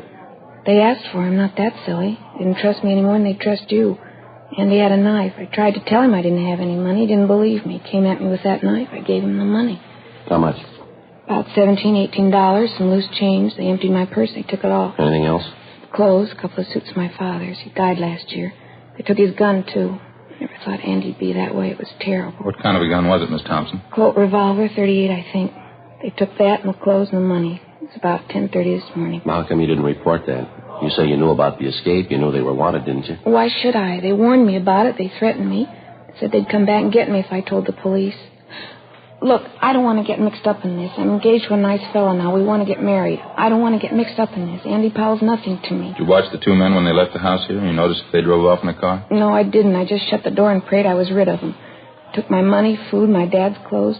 Don't make it any tougher, huh? Please. Well, it's not a question of that, ma'am. We have to find them. We're going to need all the cooperation we can get. I told you everything I could, honestly. They said they'd come back and kill me if I even talked to you. I can't do any more. I sure hope you don't find him. How's that? When Andy went out the door, it's the last thing he said. He said if the cops ever found him, there was going to be a fight. Terrible look on his face. Yeah. He said he'd never take him alive.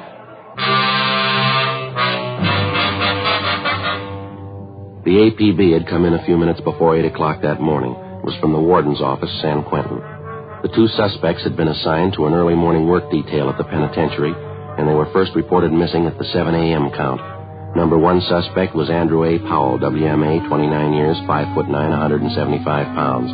Brown hair, blue eyes, tan complexion. Suspect number two, Bertram O. Selby, WMA, 31 years, 5'11", 160 pounds, blonde hair, gray eyes, tan complexion. Both of them had long criminal records. Both of them had been serving time for armed robbery. They'd used guns before. We figured if they had to, they'd use them again. Before we left Powell's ex-girlfriend, Ruth Thompson, we called the office and arranged for a 24-hour stakeout on her home in case the escaped prisoners returned. We also made arrangements for a stakeout at the downtown restaurant where she was employed as cashier. We passed along the information which the Thompson girl had given us, and a broadcast and an APB was gotten out on the suspects. 4:05 p.m., Ed and I continued making the rounds of all the known friends and associates of the escaped prisoners. We failed to come up with any more leads. 5:50 p.m., we went back to the city hall. Clouding up again, huh? Over there in the east? Yeah, the paper says rain tonight and tomorrow. We can sure use it. Oh, I can't. What's the matter? I haven't had a chance to get the shoemakers yet. Here, look at that. Hole in my shoe. Been meaning to get them half soled. I keep forgetting. Yeah. Don't tell me that's the only pair of shoes you got. No, I've got another pair at home. They're not comfortable, though, not broken in. What's the trouble with this job? What do you mean? Shoes. You get a new pair, start wearing them around, and it happens every time. No sooner get the tops broken in, the soles wear out. It's a vicious circle. Yeah. Hi. What's the word? Oh, hi, Jess. Anything in the book for us, you know? I don't know. I don't think so. I'll check it. How'd you two make out? Any luck? Oh, not too bad, Jess. We know Powell and Selby were in town this morning. Good chance they're still here. Mm-hmm. Any kickback on that last all points we got out? Well, nothing so far. Gaffney and Ricketts are running down a couple of possibles right now. One of them might pan out. Nothing in the book, Joe. We're clear. Just saying, Ed, on this Powell and Selby thing, got a couple of possibles we're checking on. Both calls came in the last hour. One was a holdup, Olympic near Vermont. Pawn shop there. Two men pulled it off, slugged the owner, took clothes, money, 12-gauge shotgun. How about descriptions on the men? Well, they seem to be fairly close. What I got over the phone, Gaffney and Ricketts are out talking to the victim. They took mugs of Powell and Selby along, waiting for their call back now. You said you had two calls. What was the other one? 211 and slugging out on Hollywood Boulevard, just above Western. A couple of thieves knocked over a dry goods store. Some take, clothes and money. Descriptions are pretty close there, too. Hollywood division's covering. Waiting for their call back. Does anyone want to smoke? Yeah. Thanks. Here. Thanks. Thompson girl's the only one who had anything, huh? None of the others could help you out? Yeah, that's about the size of it. Apparently Powell doesn't have too many connections in town. Selby has even less. No more than a dozen names on that list, were they, Joe? Friends, relatives? An even dozen. A couple of bars Powell was known to hang out when he was in town. Checked them out, too. Nothing. Yeah. Well, they sure made a beeline here after they broke Quentin. It's a good 500-mile stretch. If they don't have the connections here to help them, then what's the big attraction? Yeah. They could have some help lined up we don't know about. Somebody to hide them out, keep them in groceries for a while. It's possible they're making a run for one of the border towns, Tijuana, Mexicali. Maybe Powell figured on more help from the Thompson girl. Clothes and money. Enough to get him and Selby over into Mexico, huh? She said all they got was $17. Had to cut corners to make it on that. Robbery, Gonzalez. Oh, yeah, Jack. You sure? Yeah, okay, fine, thanks. Bye. Who you got? Jack Ricketts. He and Gaffney just finished talking to the owner of the pawn shop that was held up, the one on Olympic. Yeah. They gave him a handful of mug shots to check. He tabbed two of them, Powell and Selby. 6:30 p.m. A supplementary broadcast and an APB was gotten out on the two suspects, and the Record Bureau's photocopy room turned out 2,000 copies of Powell's and Selby's mugshot for distribution. At 9 p.m., a theater on Western Avenue was robbed of $192. Powell and Selby were again identified as the hold-up men. The robbery victim, the manager of the theater, said that both men were armed, one with a .38 revolver, the other with a sawed-off shotgun. Neither the manager nor the two witnesses were able to tell us how the thieves got away from the scene of the crime, if they were on foot or if they had a car. 11:20 p.m. A hotshot call came through on a holdup at a liquor store and delicatessen down on South Central Avenue. For the third time that night, Powell and Selby were identified from their mugshots as the holdup men. They'd used the same weapons, the revolver that they'd taken from the Thompson girls' home and the shotgun that they picked up in the robbery of the Olympic Boulevard pawn shop. Again, the victims were unable to tell us how the suspects got away, whether on foot or by car. Midnight, 1 a.m. There were still no replies to supplementary broadcasts and bulletins which had been gotten out. 1:25 a.m. Another hotshot call came through, this time on a holdup and a slugging at the 2050 Room, a small nightclub on West 9th Street. Ed and I handled the call. For the fourth time, the bandits were identified as Powell and Selby, and for the fourth time, they'd made good their escape. We interviewed the manager of the 2050 Room, a Herman Saunders. Quite a few people in here at the time of the holdup, Mr. Saunders? Yeah, good for Thursday night, 30 or 40 anyway. We sure left in a hurry. This is the second time this year we've been knocked over. Insurance company isn't going to like it too much. Well, how much money did they take altogether, do you know? A little less than $600 from the cash register, mostly currency, some rolls of dimes and quarters. Got another $150 from my wallet. That's about it. They didn't take anything from the customers. Are you sure about that identification, are you? There's no chance of a mistake there? I'm positive. I'd know Andy Powell anywhere. I should know him. Like I told you, he worked for me a year and a half. I was here at 2050? Yeah, he worked behind the bar. Good man, too. I don't get it at all. You mean why it went bad? Well, yeah, that, too. What I mean is if you're going to hold up a place, you don't pick a joint where everybody knows you. I spotted Andy as soon as I saw him at the bar. So did a couple of the waiters. He wasn't wearing any kind of a mask? He didn't make any attempt to disguise himself? No, stood there big as life, him and this other fella. Didn't waste any time either. They pulled the guns, lined up everybody in the place, and stood them against that wall over there. Real Wild West style. Took over the whole place. Acted real wild, Andy and this other fella. Must be crazy. Nobody was hurt? Didn't slug anyone? I slapped a few of the customers around. I thought for a while they were really going to get rough. They had us lined up against the wall. Andy was acting tough. Had this knife with him, good 4-inch blade. Went right down the line jabbing people with it, threatening them. Must be out of his mind. Now, you say he didn't take any money from the customers? Yeah, that's right. They worked it pretty fast. Emptied the cash register, then my wallet. Then they beat it. Never so glad to see anybody go in my life. Well, how'd they get away? Do you have any idea on that? Old guy who sells papers down the corner, he says he thinks he saw a car pull away right after the stick-up. Said it was a blue sedan. Don't know how much stock you can put in it. The old man's eyes aren't what they used to be. Did you know Paul pretty well when he was working here, Mr. Saunders? I mean, did you know any of his friends, people he used to run with? No, I didn't know him that well. He worked for me, that's all. I still have his old address, the place he was living when he worked for me. I can get it if you want. Yeah, if you would, please. Sure, no trouble. I just don't get it. Don't get it at all. Of all the joints in town he could have held up, he had to pick mine, the one place he'd be recognized. You think he'd have better sense, wouldn't you? You'd think so, yeah. How'd I ever hire a guy as dumb as that, Paul, holding up the place he worked for? Biggest mistake he ever made. No, he made a bigger one yesterday. Yeah, what was that? When he broke prison. 2:05 a.m. Further investigation at the scene of the latest holdup failed to turn up any new leads. While Ed and I checked on Powell's former address, which we'd gotten from the owner of the 2050 Room, Gonzalez, Ricketts, and Gaffney continued checking the immediate neighborhood. In addition, a special detail from Metro Division was sent in to cover the entire area. The suspect's former address turned out to be a rooming house up on West Temple Street. The landlady remembered Andy Powell, but she had no forwarding address on him, and she could tell us nothing about his former friends and associates. We checked back with Gonzalez, Ricketts, and Gaffney, and they told us that besides the old newspaper vendor, the counterman at the coffee shop near the 2050 Room had also spotted a blue sedan leaving the vicinity of the nightclub shortly after the holdup.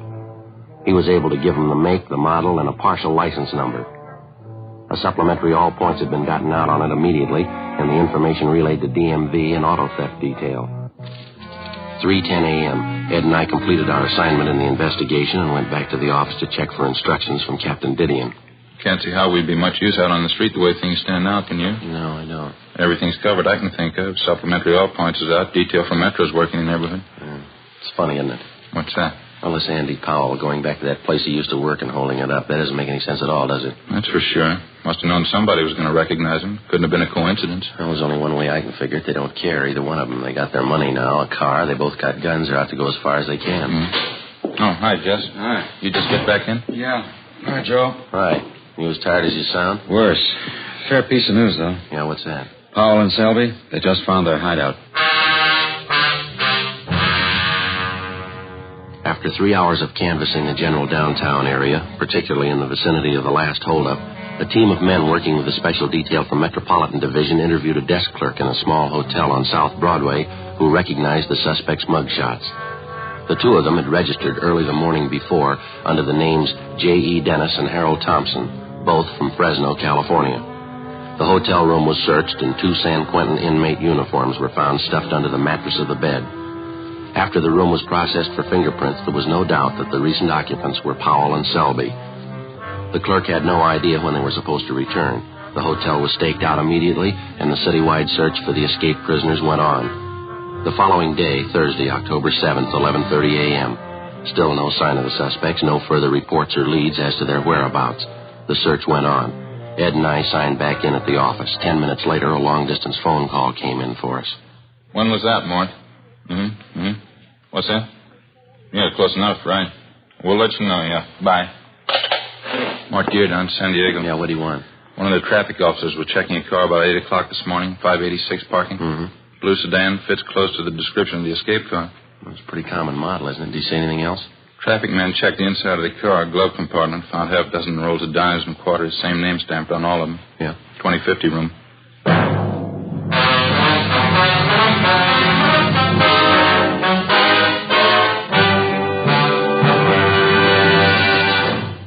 You are listening to Dragnet, authentic stories of your police force in action. Comparison proves Fatima quality.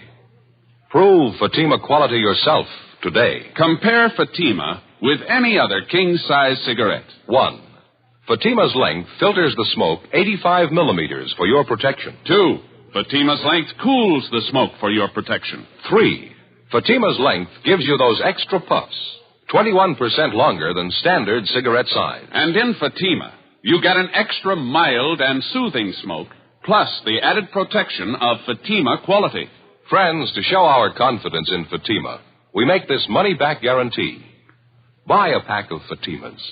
Enjoy Fatima quality, extra mildness, and superbly blended tobaccos. If you're not convinced Fatima is better than the king-size cigarette you're now smoking, just return the pack and the unsmoked Fatimas by August 1st, 1952, for your money back plus postage. Fatima, Box 37, New York 1. Remember, because of its quality, its extra mildness, its better flavor and aroma, more smokers now insist on Fatima than ever before. Insist on the best. Fatima, extra mild and soothing, plus the added protection of Fatima quality. Smoke Fatima. Best of all, king-size cigarettes.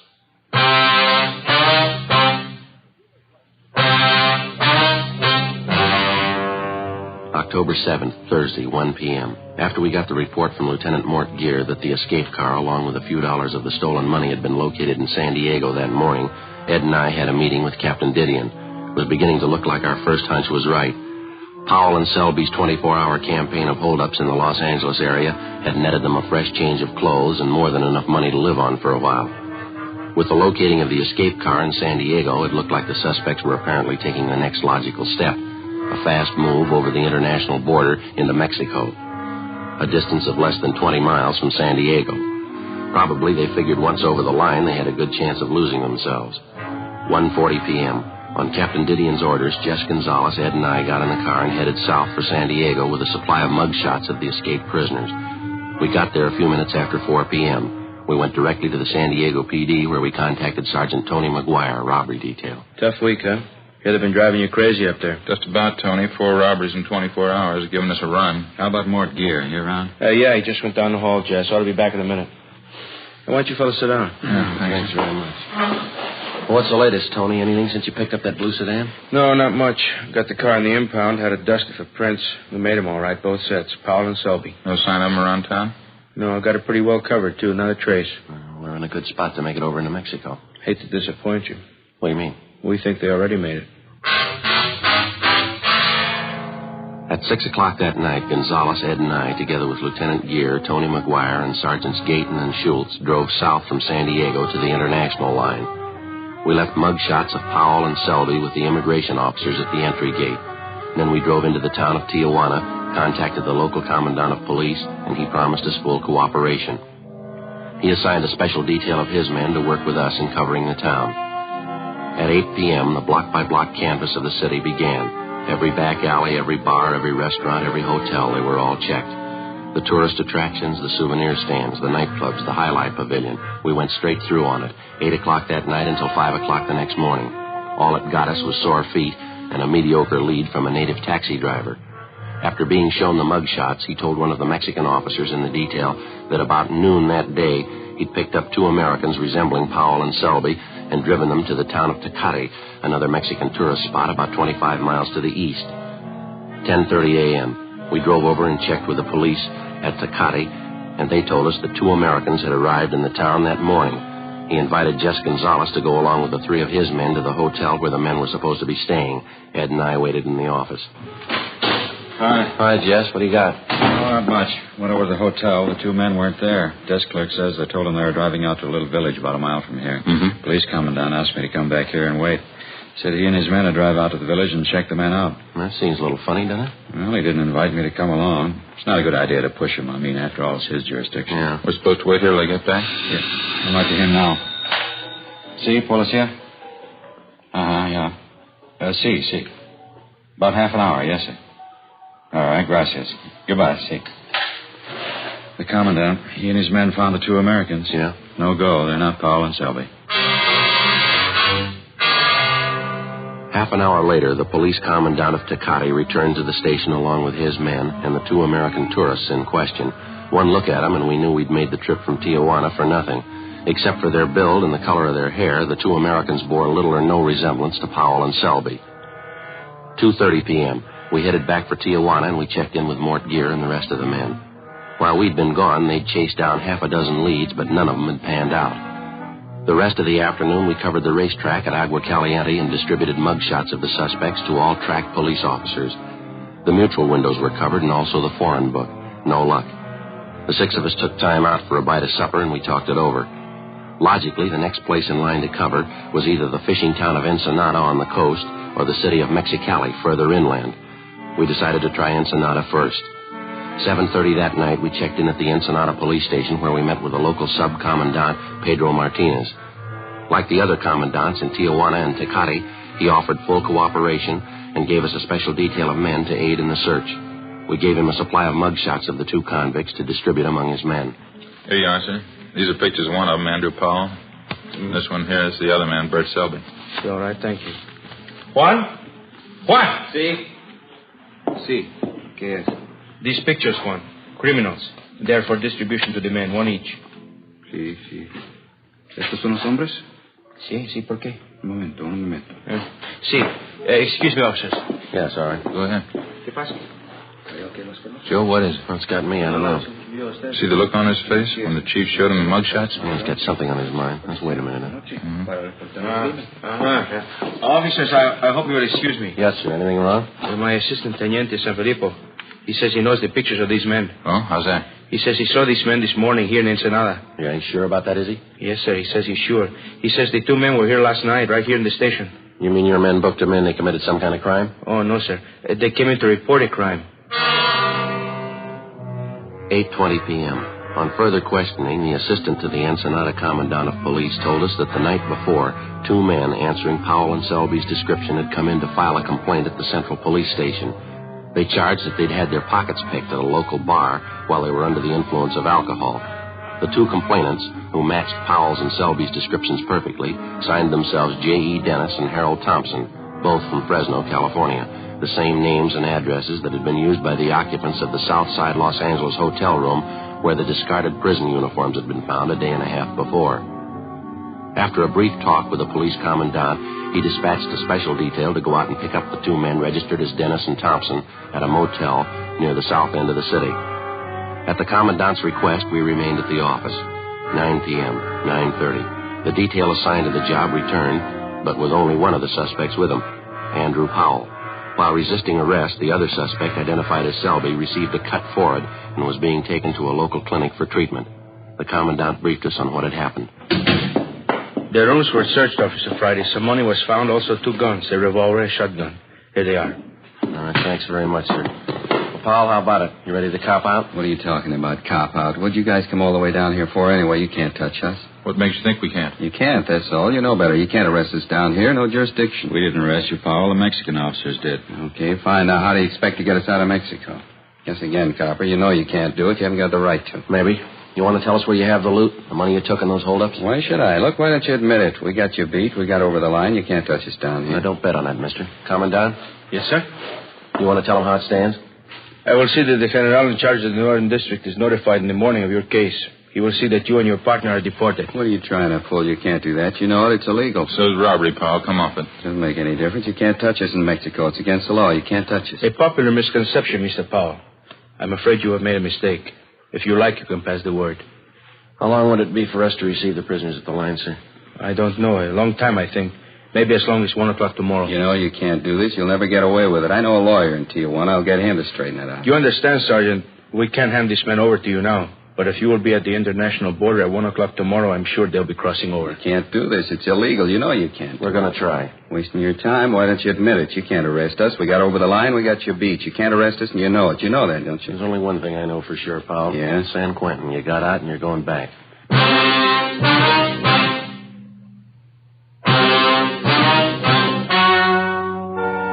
The story you have just heard was true. The names were changed to protect the innocent. On December 9th, trial was held in Superior Court, Department 87, City and County of Los Angeles, State of California. In a moment, the results of that trial. Now, here is our star, Jack Webb. Thank you, George Fenneman. Friends, try a pack of Fatimas tomorrow and compare them yourself. We're so sure that you'll enjoy Fatima's extra mild and soothing smoke that we'll give you your money back if you don't enjoy Fatima more than the king-size cigarettes you've been smoking. Now, in my opinion, nothing proves our confidence in Fatima more than that. So buy a pack tomorrow. I know you'll agree with me that Fatima is the best of all king-size cigarettes. That in Fatima, the difference is quality.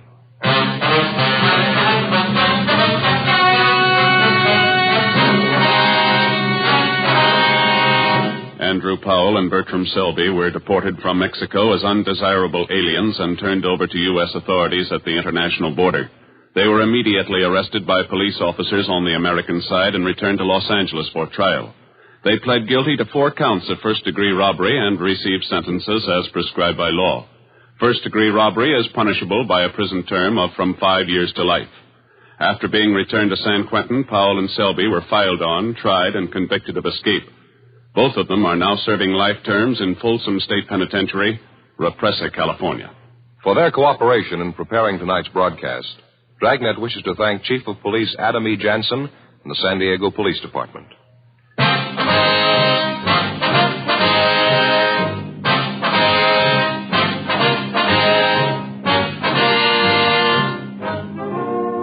You have just heard Dragnet, a series of authentic cases from official files. Technical advice comes from the Office of Chief of Police W.H. Parker, Los Angeles Police Department. Technical advisors, Captain Jack Donahoe, Sergeant Marty Wynn, Sergeant Vance Brasher. Heard tonight were Barney Phillips, Whit Connor, Herb Ellis. Script by Jim Moser. Music by Walter Schumann. Hal Gibney speaking.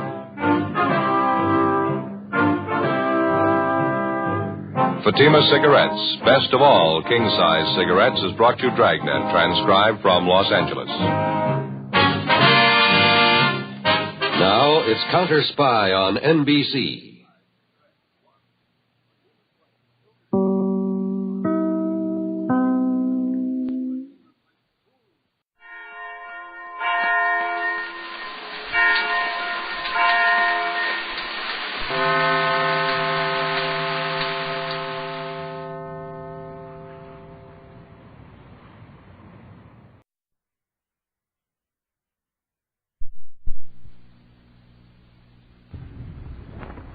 My name's Jeff Regan. I get 10 a day in expenses from a detective bureau run by a guy named Lyon, Anthony J. Lyon. They call me the Lion's Eye.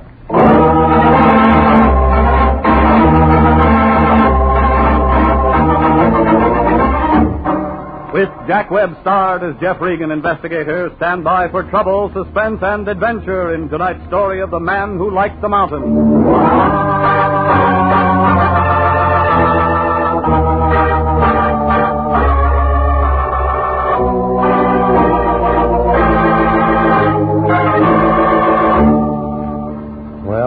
This is the way it started. It was about 6 o'clock last Monday night.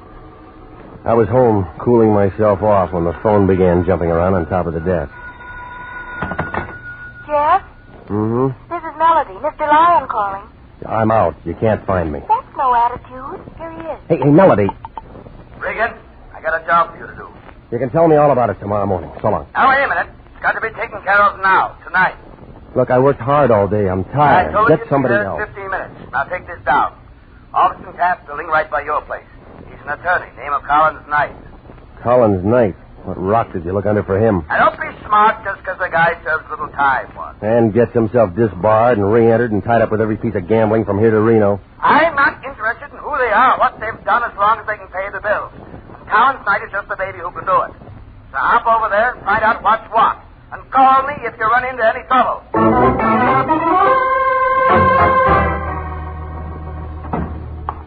Collins Knight, attorney at law, Taft Building. Turned out to be a medium-sized man, about 50, in a loud tan sport coat and black and white polka dot tie. The good tailoring on his shoulders didn't cover up that 45-year-old stomach, but it didn't seem to bother him. He smiled when I walked in his office, pulled out a bottle of bonded stuff and a couple of tall glasses. Sit down, Regan. Make yourself comfortable. Say when. When? I'm a four-finger man, too. Yeah. Here's to you. Cigar? I don't use them. You don't mind if I do. Yeah. Now then, I asked you to come here because I want you to find Big Ed Kittredge for me. Been missing 3 days, according to his wife. From pictures, I seen a Big Ed. He'd be a hard man to miss. Yeah, I figure the same way, Regan, but he's been gone for 3 days, and I think someone's either cooled him off or he's lammed. Why do you think somebody cooled him? Oh, a man like Big Ed's bound to have a lot of enemies, for one reason or another. Why do you think he lammed? For one reason or another. Friend or enemy? Neither. I just know the guy. It's one of my people. I handle a couple things for him.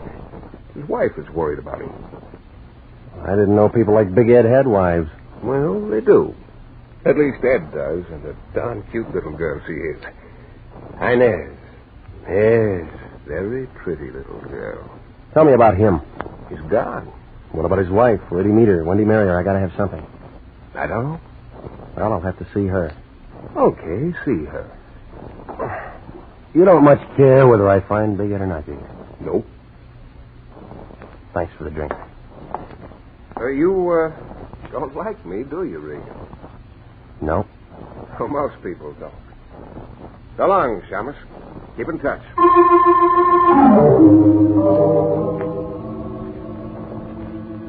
The name on the door said Mr. and Mrs. Edward Kittredge. It was a clean door in a clean hall with a nice new carpet on the third floor of an apartment house over on Franklin. I figured $100 and up for a bachelor. She was pretty. Red hair, the mahogany kind. Green eyes. 24, maybe. But she could look 16, just coming off the beach and wearing those gold sandals. Yes? Miss Kittredge? Hi, my name's Kittredge.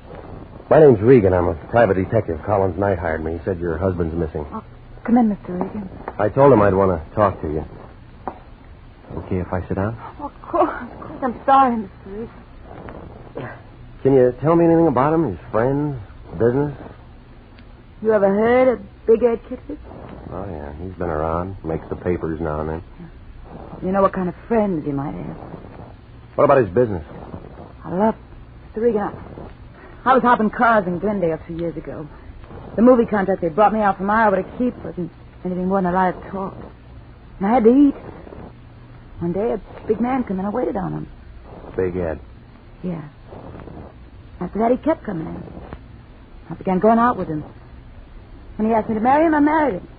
I didn't ask him what he did for a living or how he spent his time. He was good to me. He's always been good to me. Now he's gone. Mm-hmm.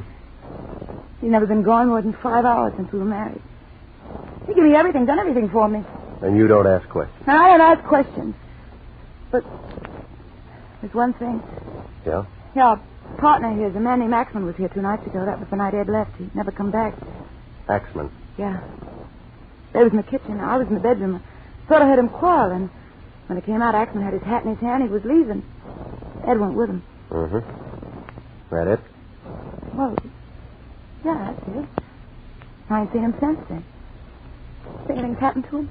You think he's all right? I think you ought to tell me the truth. What? All the pictures I seen in the paper of Big Ed Kittredge are of a big man with a pipe in his face. I don't see any pipe racks around here, but I see where they might have been. Why, you... And if I went to his closet, I bet I wouldn't find any of Ed's clothes around here either. Now, come on. Tell me about that argument. All right, you win, Peter. The same thing we've been arguing about for 3 years. He drinks too much. He plays the horses too much. And besides, he socked me. Mm-hmm. Go on. All right, fine. I got fed up. Told him to get out. Only now you want him back. Why? Just long enough to serve him some divorce papers and get a property settlement. I thought it'd be something like that. Oh, no, wait a minute, Regan. Wait a minute. About Axman, I wasn't lying. He hates Ed, even if they are partners. Something from the old days. Axman walked in when Ed and me was having our knockdown. He saw it all. If he wanted to bump Ed, he could do it. Somehow he'd fix it so it looked like I'd done it. He's a crime. You think he'd make a good witness? Well, Axman's a smart guy.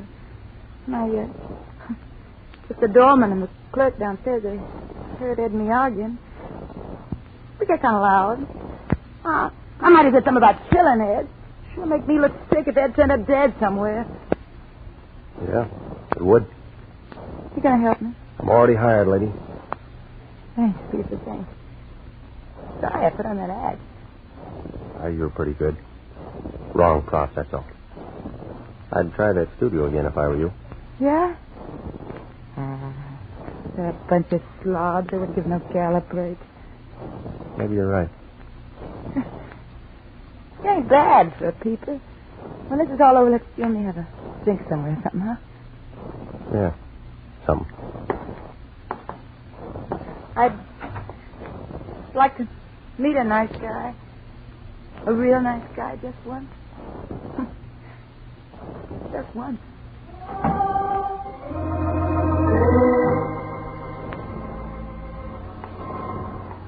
2 minutes later, in front of the apartment house, I was lighting a cigarette and thinking over what Inez Kittredge had just told me when a soft hand belonging to the soft arm, body, and face of a little thug I knew named Louis Pacheco settled on my arm. Regan. All right, punk, what is it? I've been waiting for you, Regan. Been with Big Ed's wife, huh? Nice dish, huh? I seen it. I got some business with you, Regan. Yeah? Yeah. You're looking for Big Ed Kittredge, ain't you? Maybe. Yeah, then I could tell you something that'll help. All right, go on, tell me. Now, without you give me something for the trouble. How much can you tell me? Maybe what Big Ed is. Okay, 5. What? Tell somebody else. Suit yourself, punk. Wait a minute. Wait a minute, Regan. Well? He shagged up the mountain town, yeah. Has a place up there called Hideaway.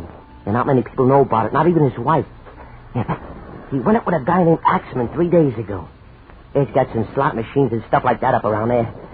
That all? Yeah, that's enough for you, Gumshoe. Okay. Here. Keep it. I don't need your lousy sawbuck. Keep it, you chiseled cheapskate. Cheapskate.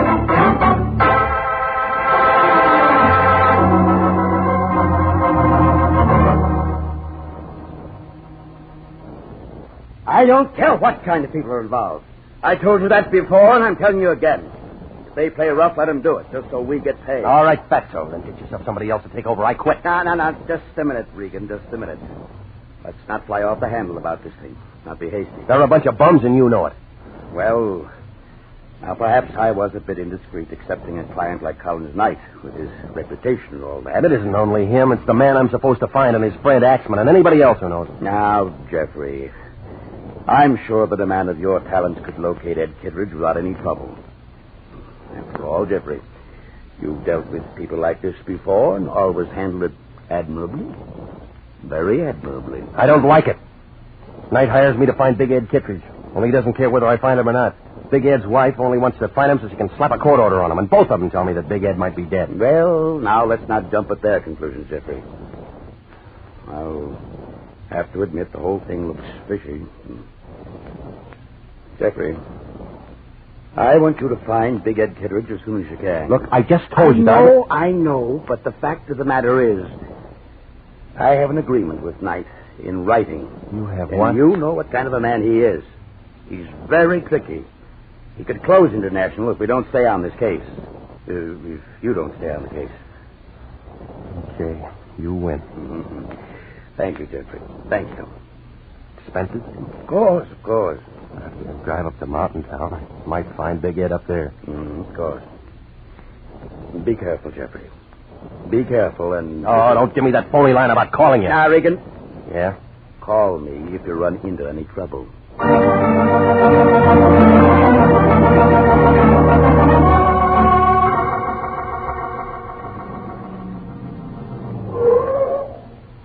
How far to Mountain Town? Here, Pilgrim. This is it. That black place over there's the lake. And that black place over there's the town. Cabins round the lake.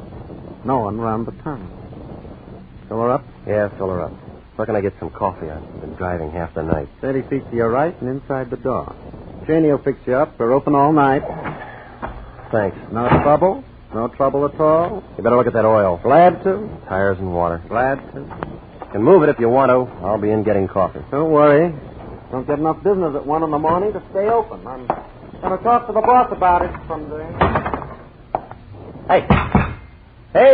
Hi, dearie, I'm coming. Why do you want to hit the counter like that for? Well, I thought you was Eve. I didn't know it was a customer. Who's Eve? Him. Eve Holton that runs the station. What's yours? What's my what? Name? Well, as long as we're being formal, it's Regan. Jeff Regan. Oh, you're Janie. Well, say. How'd you know that? Eve. He told you. Well, say. How about some coffee, Janie? Huh? Oh, sure. You been traveling far, Mr. Regan? From Los Angeles. Going far? Right here. This stump.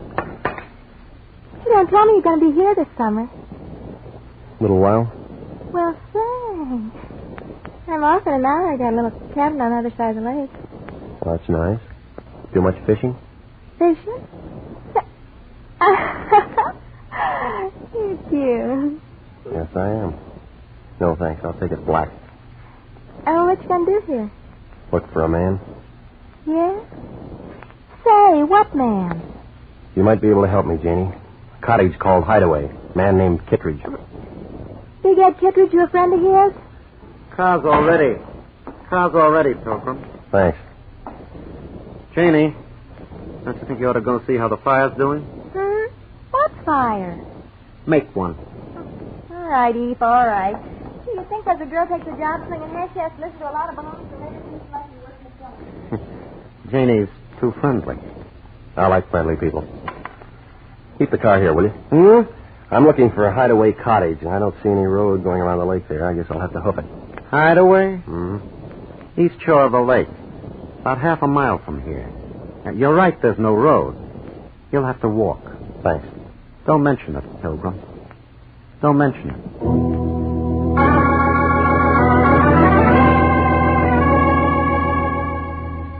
Well, the cottage turned out to be an all-white, phony log cabin affair. I pounded on the door. Nobody answered. There was a sick kind of oil lamp burning inside, so I pounded on the door some more, and some more people didn't answer. When I put my hand on the latch, the door opened, people or no people, so I went in.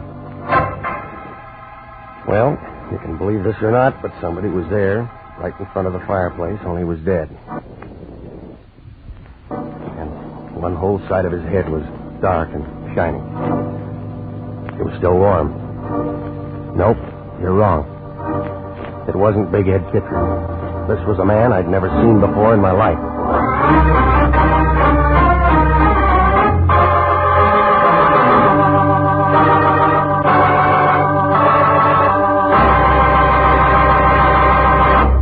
We We'll return to Jeff Regan, Investigator, in just a moment.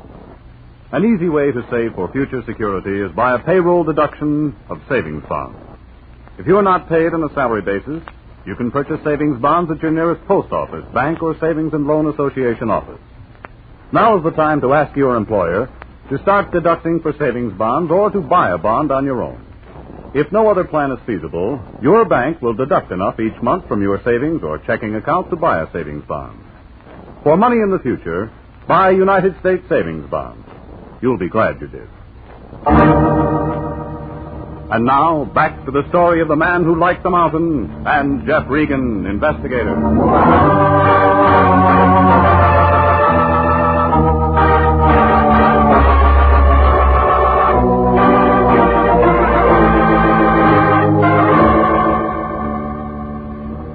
Well, I stood there and looked at what was left of whoever he was. Wasn't anything in his pockets. Labels, cut off his suit, no laundry marks. Then I began looking around for a poker or a hammer or something. What I found was a heavy piece of kindling wood, and one end of it was stained. Then I heard somebody come in the door. I saw striped overalls, flashlight, and .45 Colt revolver held by E. Fulton. Uh-huh. He looked at the dead man, looked at me, looked at the piece of wood in my hand. Uh-huh. Dead? Yeah. Friend of yours? Never saw him before in my life. I did. Yeah? Name's Axman. Tom Axman. Friend of Big Ed Kittredge. Friend? Why'd you kill him? I'll just take your gun. Mm-hmm. Safer this way. You always wrap a gun in a handkerchief? Only when I want to keep fingerprints on it. Evidence. So it's that way. Uh-huh. It's that way. You kill him? You did. There was a big fight. You conked him with that piece of wood, then shot him in the head. I saw it. My gun, my bullets, that's pretty neat. But he was still killed with this. Who's going to be able to tell? A good coroner? We got a lousy coroner out here. He don't know from nothing. That makes me the fall guy. You're it, Pilgrim. Let's go find ourselves a cop. Eve waved his gun at me, and I started ahead of him for the door. Oh, he was good at doing frame-ups, and he was good at running things, but he was only an amateur when it came to pushing a man with a gun. I waited to feel it in my back. By the time I got to the door, it was there, and that was his mistake. I shoved him up against the wall, but he didn't drop the gun. Before he could do anything, I was running for the black place that he told me was the lake. Come back here, Regan! Come back here!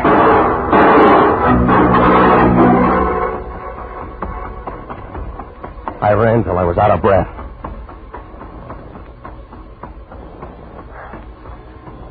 What? Who is it? Who's there? Take it easy, Jane. It's me. Uh-huh. Oh, Mr. Regan, it's you. Hey, listen, he's looking everywhere for you. I know. He said you killed a man, Tom Axman, over in Kittredge's cabin. I know. But you didn't kill him, I know that. Yeah? Come on, we can't talk here. Someone will see us. This is my place. Boy, I got some things to tell you, Mr. Regan. I don't like this place, and I don't like Eve Holden, and I don't like anything that's been going on. You got to get out of here. Get out fast. Come on in. Look, I quit my job tonight. I didn't want to get mixed up in any of this. Any of what? This killing and... Gee, I don't know what all. Oh, I better pull the curtain. Someone might see in here. This is a scary place. You say you know I didn't kill Axman. How?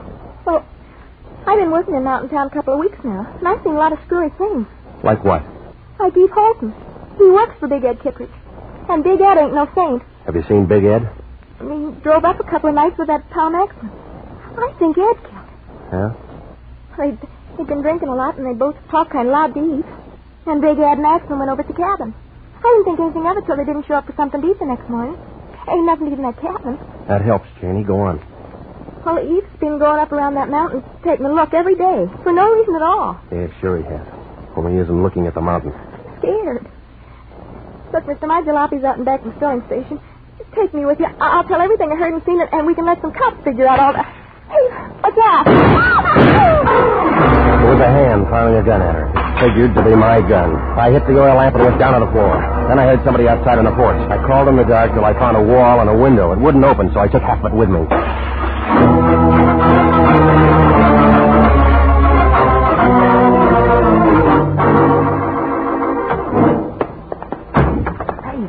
Hey, what is this? Come here, you. Now, look, punk. I just drove 85 miles in 100 minutes. 7 o'clock in the morning, and I haven't been to bed all night. I saw one dead man and one woman made dead. Easy on that stuff, Regan. And some of your playmates up at Mountain Town trying to make sure that I get hooked with it. Now, wait a minute. Oh, start talking, punk. Wait a minute. What do you want me to say? I don't know nothing about no stiffs and no Mountain Town. All right. When somebody like you comes sidling up to me and tells me where to find my man and doesn't take $5 for it, that means he's already got dough. That's Regan. And they only give you dough for work. Gee whiz, Regan, you know I wouldn't mix up in no killing. I can't stand that kind of thing. Punk, who paid you to tell me to go to Mountain Town? Who paid you to send me up there and make a patsy out of me? Let go. Let go. I'll tell you, Regan. I'll tell you. It was Knight, the lawyer. Yeah, Collins Knight. He slipped me 50 to pay and give you the dope. Knight. I might have known. Go on. That's all. Honest, that's all there is to it. I take you over to Big Ed's apartment. You talk to his wife, and you know the rest. Can I tell you why?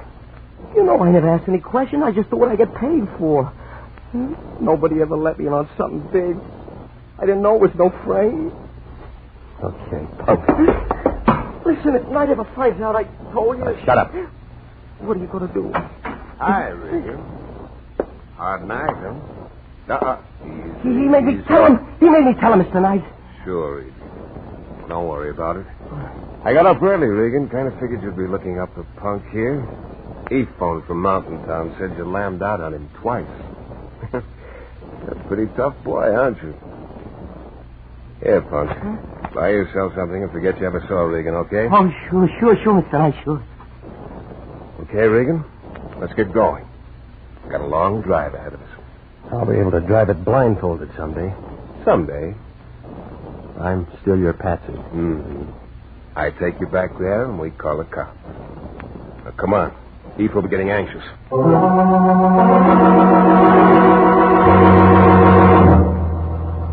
Well, you can't say I didn't find my man.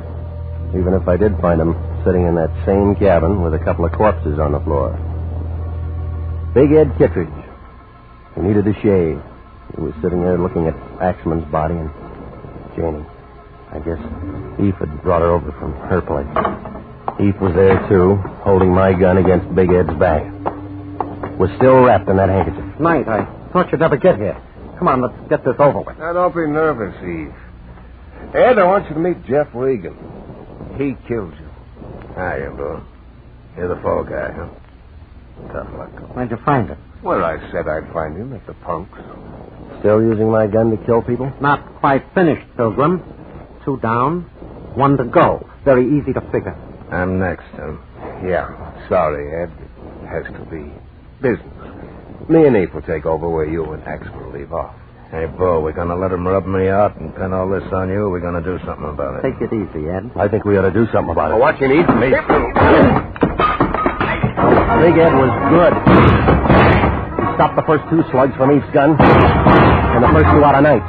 By that time, I got a hold of a poker, and I brought it into Knight's face. He looked kind of sick and went down without a sound. When I looked around, Big Ed was twisting a gun from Eve's hand. Blood pouring from 4 holes in his chest.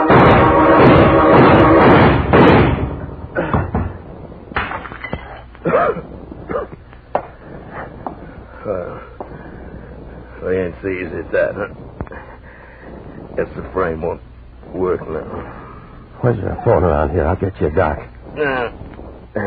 Well, Sawbone's gonna help me. Save yourself the trouble. I never knew they burned like this. What's your name? Oh. Regan. I'm a private detective with International. Oh? Lions still run that dump? Yeah, he does. Old bum, ain't he?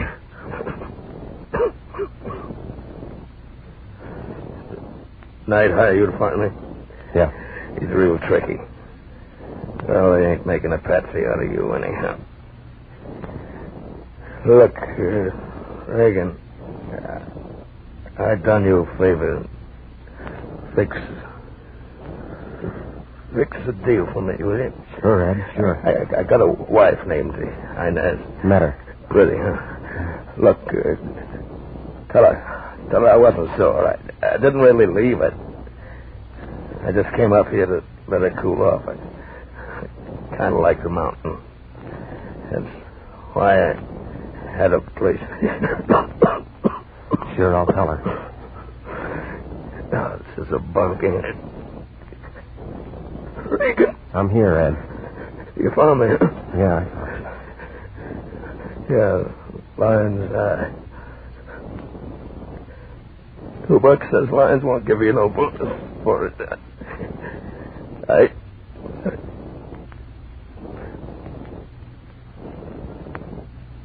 Yeah, I guess you're right.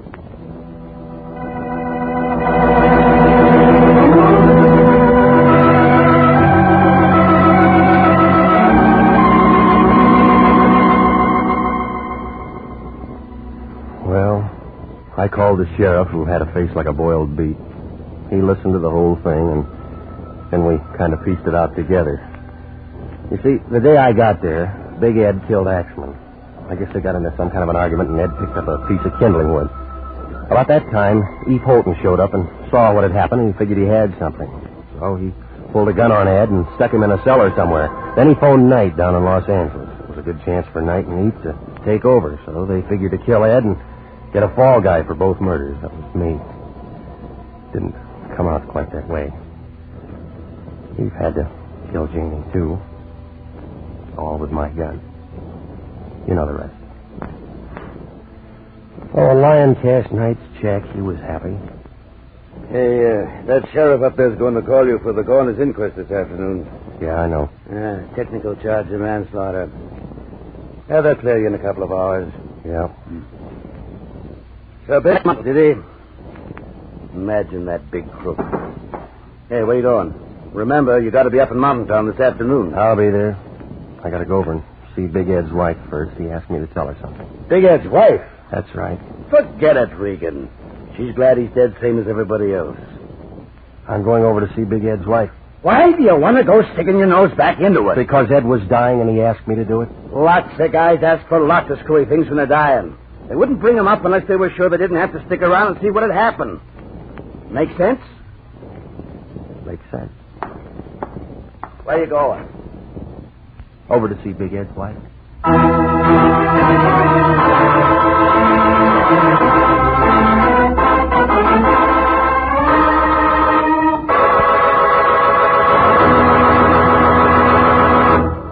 At no time in our nation's history has it been more important to develop an outstanding Army medical department. Without an adequate nurse corps, this can't be accomplished.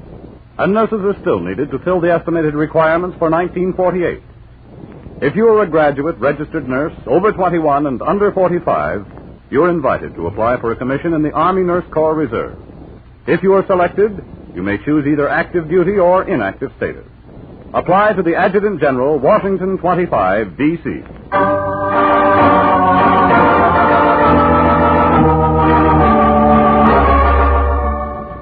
Jack Webb is starred as Jeff Regan, with Wilms Herbert as Anthony J. Lyon. It's CBS same time next week for hard-boiled action and mystery with Jeff Regan, Investigator.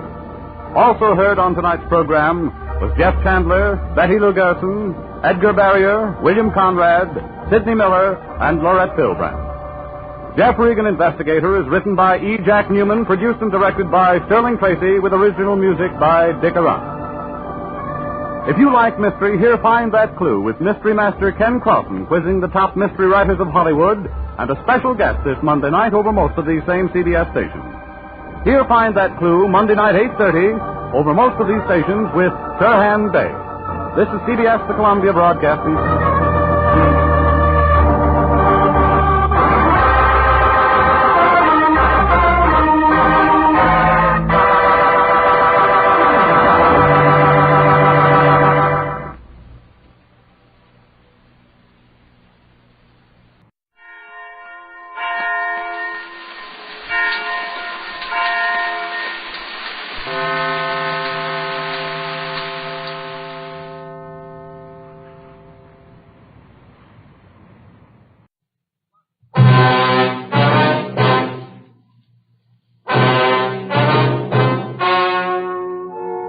the story you are about to hear is true.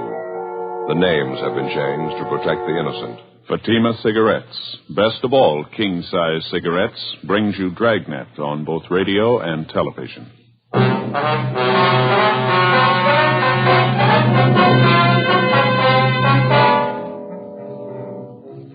You're a detective sergeant. You're assigned to homicide detail. A 38-year-old woman disappears. She leaves her sister and her 4 children behind. There's evidence of foul play. Your job, find her. In Fatima, the difference is quality. Yes, in Fatima, the difference is quality. Prove it yourself today. Compare Fatima with any other king-size cigarette. 1. Fatima's length filters the smoke 85 millimeters for your protection. 2. Fatima's length cools the smoke for your protection. 3. Fatima's length gives you those extra puffs, 21% longer than standard cigarette size. And in Fatima, you get an extra mild and soothing smoke, plus the added protection of Fatima quality. Definitely the best quality in its class, but the same price as the cigarette you're now smoking. Buy Fatima in the bright sunny yellow pack. Best of all, king-size cigarettes.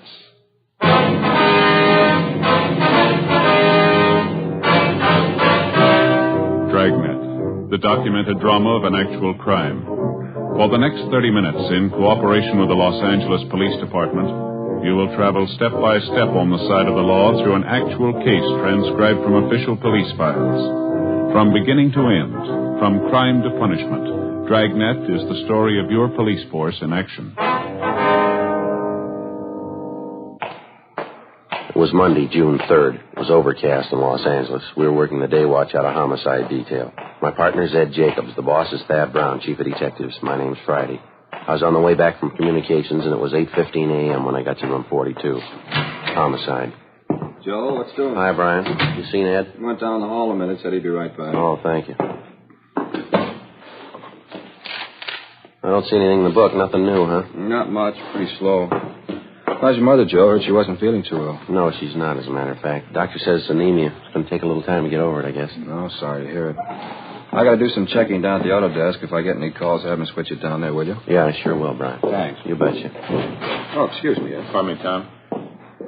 Hi, Ed. What'd they give you? Missing report, woman. How about the mail? No, it's nothing. Is that the missing report there? Yeah, it's all here. Some woman out on 64th Street, name's Rose Baker. She's been gone about a week. Mm-hmm. Last seen Tuesday, May 27th, 10 p.m. Who's this that made the report? Carl Shelton? Who's he? It's her boyfriend. Miss Baker's husband died about 5 years ago. She's been running around quite a bit since then. Had a lot of man trouble. Well, she disappeared before then, huh? Yeah, half a dozen times. Never been gone this long, though. Holmes took this report from Shelton. He gathered Miss Baker's not too stable. She's known to drink quite a bit. Doesn't seem to care anything for her home or kids. Yeah, I see it here. She has 4 children. They're living with her aunt, Mrs. Baker's sister. It's kind of a funny arrangement, isn't it? Yeah. Baker woman packed her bags and walked out of the house about a year ago. Her sister's been taking care of the kids ever since. Mother comes back for a visit once in a while. Mm-hmm. This address we've got on Mrs. Baker, it's the same address as her boyfriend, Carl Shelton. Yeah, that's right. They both have apartments in the same building. Is this a recent picture of Miss Baker? Supposed to be, yeah. It's a nice-looking woman, huh? Yeah. Sister's listed here as the last person who saw her. Well, how's that? Baker woman still wasn't living at home, was she? According to the sister, Mrs. Baker came over to the house to see her the night she disappeared, sometime around 8 o'clock. 2 of them had some business to talk over. Mm-hmm. Seems the sister had a check for $400 she got from selling some furniture. Claimed the kids had been sick. She had doctor bills to pay. You mean Mrs. Baker's sister took care of things to that extent? Apparently. Anyway, after the sister got the check for selling the furniture, Miss Baker wanted half the money. Sister said that's why she came to see her that night. 2 of them got in the car and went out to find somebody to cash the check. Mm-hmm. You want a drink of water? No, thanks, man. Where do you get a $400 check cashed at 8 o'clock at night? Would you know? Sister said Miss Baker knew somebody who'd cash it for him. Turned out the person couldn't cash it. Sister stopped at a bar for a glass of beer. Mrs. Baker took the car and went to look up somebody else she thought could cash it. That was it. Mrs. Baker hadn't been seen since. Who was this somebody else? No idea. Sister claims she doesn't know. Mrs. Baker didn't tell her. Sounds like Mrs. Baker wanted the whole check, wouldn't you say? That's what the sister figured when Mrs. Baker didn't come back. She finished the glass of beer, left the bar, and started walking home. 2 blocks from the house, she found her car parked. No sign of Mrs. Baker. Car keys were in the glove compartment, so it's the sister's share of the money, $200 in cash. Well, Well, how about the firm that issued the check? They get it back canceled? Yeah, a couple of days ago. Has Baker's endorsement on the back. Yeah, sounds pretty wild, doesn't it? Whole thing does. Talked to half a dozen people who saw Miss Baker that night, and none of their stories jibe. What do you mean? Her boyfriend, Carl Shelton, he claims Miss Baker told him she was going out of town for a few days with a girlfriend. They check it out? Yeah. Girlfriend didn't know anything about it. Then they talked to a woman who works with Miss Baker. She says, yeah, the Baker woman was planning a trip. Miss Baker mention anything about it to her sister? No. Sister says Miss Baker told her just the opposite. Said she was getting out of her apartment into a new place. She was going to spend the next couple of days moving. They checked the boyfriend, Shelton. Said if Miss Baker was moving, was news to him. Well, either she's a liar or one of her friends are, huh? It's all bollock stuff. No two stories anywhere near alike. What do they figure for a motive? They got a line on anybody who might have wandered out of the way? Big field to pick from. She fought with Carl Shelton. She fought with his sister, some of the people she worked with. She had 3 or 4 other men around town on the string, too. Any one of them could have wanted her out of the way. All her relatives been checked out, and all her friends, places she'd be most likely to go? All checked. Not a trace of her, nothing. Yeah, I guess we better start moving on it. A lot of ground to cover. See if we can't straighten out some of those stories. One thing's sure. Somebody's lying. 8:35 a.m. Before we left the city hall, we checked with Sergeant Holmes in Missing Persons, who'd taken the report on Rose Baker's disappearance. He had nothing to add to what was in the report and what he'd already told Ed. First on the interview list was the sister of the missing woman, Bernice Marin.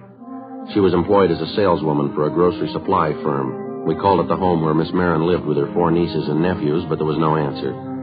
The next-door neighbor told us that Miss Marin was working, that she usually didn't get home until 4:15 or 4:30 in the afternoon. In the meantime, we figured we might as well check the next name on the list, Mrs. Baker's boyfriend, Carl Shelton. We'd already checked him through R&I, and he had no record.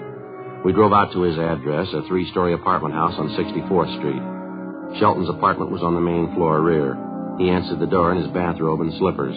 He told us that he was employed at one of the local oil refineries, and that this particular week he was working the graveyard shift, 11 at night until 7 in the morning. He showed us back to a small kitchen at the rear of the apartment. While we questioned him, he fixed a percolator of coffee and put it on the stove. You're sure about Miss Baker's plans, are you? She never mentioned anything to you about moving out of the apartment house here? No, never. Somebody's handing you a line there.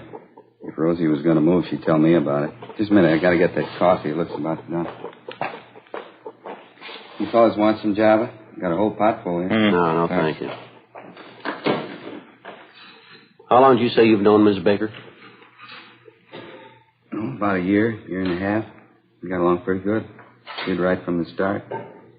Sure don't understand her taking off like this. Miss Baker ever talk to you much about the family? Her sister, 4 children? I mean, did you see them regularly? Seem to get along with them all right to you? I don't think I'd know that. Rosie never had much to say about them. The only thing I could gather was that she just got sick of the routine, you know. Keeping of a house, doing the wash, mopping, dusting, taking care of 4 kids. She just checked out, that's all. Let her sister Bernice take over. Mm-hmm. If you ask me, she never should have had a family to begin with. Rosie isn't the kind. She's a party girl, likes a good time, you know what I mean? One thing I don't understand, Shelton. You said a minute ago you couldn't figure out Miss Baker's going off like this. When you filed a missing report on her, you said she was planning a trip out of town. Yeah, that's right.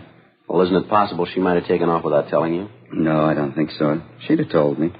She's planning a trip, all right, but she wasn't going to leave till the next night, Wednesday night.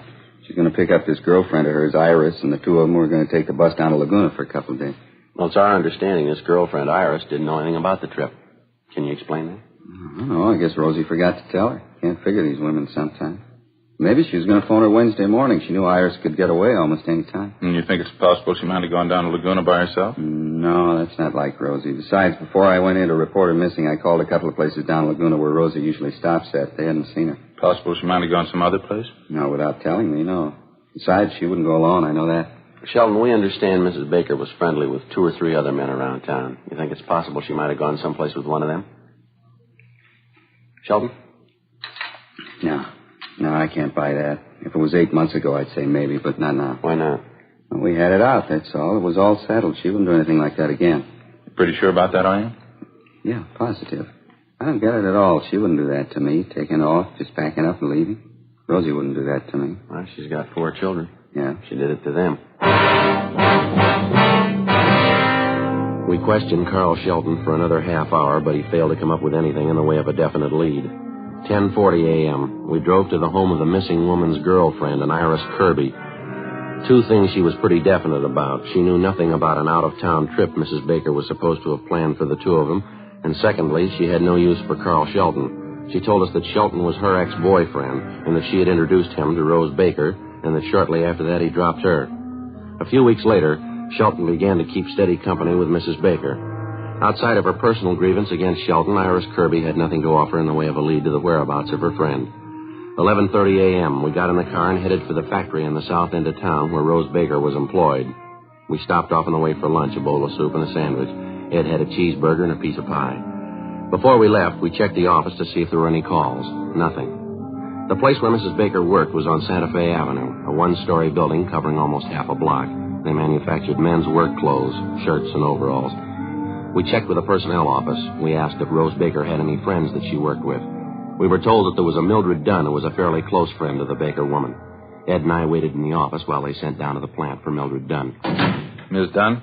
That's right. Police officers. My name's Jacobs. This is my partner, Sergeant Friday. How do you do? How are you? I'd like to ask you a few questions about Rose Baker, Mrs. Dunn. I understand you're a pretty close friend of hers. Yes, that's right. I've known Rose ever since she came here. She works on the machine next to me. She come home yet? No, not yet. You remember Miss Baker saying anything to you about taking a trip, Miss Dunn? I mean, just before she disappeared? Yes, she did. She'd been looking forward to it. That's probably where she is, don't you think, off on her trip? Well, we don't know, ma'am. Did she mention anything definite about the trip to you, where she was going, when she was leaving? Well, I think she was going to Laguna Beach. It's hard to tell. She's always kidding around, Rose is. Once she said she was going to fly to Switzerland for a vacation. San Moritz.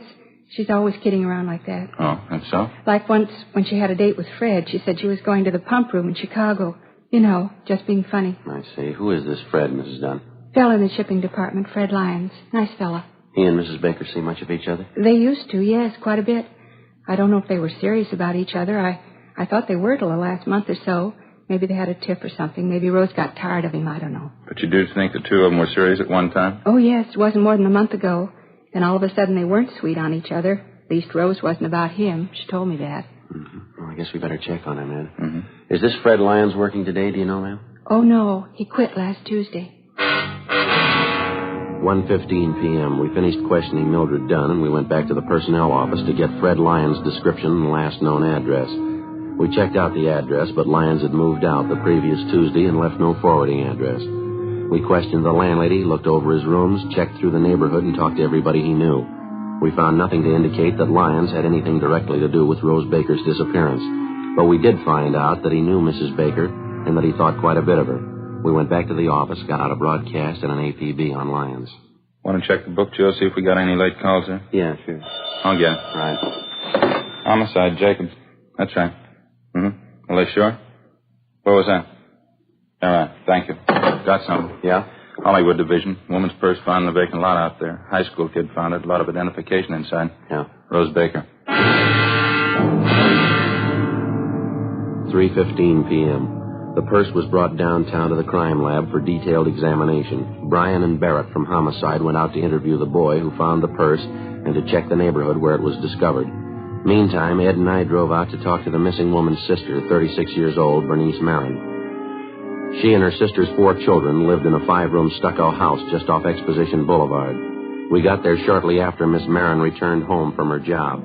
Her 2 older nephews were out in front cutting the lawn. She showed us into a neatly kept living room where we interviewed her. She was a plain-looking woman, brown hair, gray eyes. She showed little concern about her sister's disappearance. I gave up trying to keep track of her a long time ago, Sergeant. I haven't any idea where she's gone. I used to worry about her. I don't anymore. Well, how about that purse of hers that was found this afternoon, Miss Marin? Wouldn't you say that makes it a little unusual this time? I don't think so. She loses things all the time. I don't know what she does when she goes off on those things. I don't want to know. Gets drunk and does a lot of fooling around, I suppose. She's lost 2 or 3 purses the same way. What about last Tuesday, the night she disappeared? You notice if she'd been drinking then? Yeah, I got the idea she'd had a couple of highballs before she came over. She wasn't drunk, but she wasn't feeling any pain. I'll say, would you excuse me? I want to yell at the kids out there. Yes, ma'am. Frank, that's enough of that playing around out there. Let's get started pushing that lawnmower, huh? Okay, just trying out a new system. Almost half done now. You better hurry it up. You still got the backyard to do, remember? Yeah, okay. The only good thing that came out of that marriage, Sergeant, those kids out there. Yes, ma'am. There's 2 more besides Frank and Bobby, the girls, my nieces. One's 9, one's 7. Mm-hmm. Marvelous kids. Girls are just as pretty as pictures. I'm glad I have a chance to take care of them. I guess they're just like kids. Can't understand it when people don't appreciate them. I don't have a family of my own. Oh, I see. Miss Marin, when you were with your sister last Tuesday night, you say she didn't mention anything at all about taking that trip out of town? No, just the opposite. Like I told you. Said she was moving out of her apartment into a new place. That's why she needed the money. Mm-hmm. Well, what's the story about this money your sister came to pick up, Miss Marin? I don't think I quite got that clear. Well, we have this baby grand piano that my mother gave Rose and me just before she died. Kids have been sick the last couple of months, one thing and another. I needed a little money to catch up on some doctor bills, so I sold the piano. I hated to do it, but the bills had to be paid. Mm-hmm. Well, Rose found out about it somehow, and she wanted half of the money I got for the piano. She wanted the money for herself. Can you imagine that? She wasn't even willing to pay for her own kids' doctor bills. It'd be different if I was charging her to take care of the kids. I just do it because I like them. Mm-hmm, I see. Well, anyway, she found out about it, and I had to split the check with her. The whole thing was for $400. I understand your sister got the check cashed that night. Is that correct? Yeah, that's right. It was 8 o'clock at night, but Rose said she knew somebody who'd cash it. She wanted the money that night. To save an argument, we got in the car and went to see this friend of hers, some bartender. He couldn't cash the thing, so Rose took the car and went out to look up another friend she thought would cash it. I didn't want to go chasing all over town with her, so I stayed at this bar and had a beer. Mm-hmm. And that's the last time you saw your sister, is it? Yes, I waited a couple of hours, and then I walked home. And 2 blocks from the house, I saw my car pulled up to the curb, right on Exposition Boulevard. Car keys were in the glove compartment. $200 in cash right under them. No sign of Rose, though. Well, what time was it when you got back to the house, you remember? It was after 11. Close to 11:30, I think. I went right to bed. And since that time, you've had no indication where your sister might have gone? No phone calls, no letters, no word from one of her friends who might have seen her? No, not a thing. She's in trouble. You can understand why. It's been coming for a long time. Last 5 years, going downhill all the time. She's no good, Sergeant. I don't know how it happened. She's just no good at all. Thank you very much, Miss Marin. Thank you, ma'am. Oh, not at all. No trouble. I guess I better get dinner started for the kids. Well, if you hear anything about your sister, we'd appreciate it if you'd give us a call. Yes, all right. It's going to be the same old story. Same thing all over again. You can bet on it. Ma'am? She'll come back when the money's gone. 5:15 p.m. Ed and I drove back downtown and went directly to the crime lab. The missing woman's purse, which had been found in the vacant lot out in Hollywood, had been examined thoroughly. They'd found nothing that would provide us with a new lead. We checked communications, but there was still no answer to the APB we'd gotten out on Fred Lyons, the man who'd worked with Rose Baker and who dropped from sight the same day she did.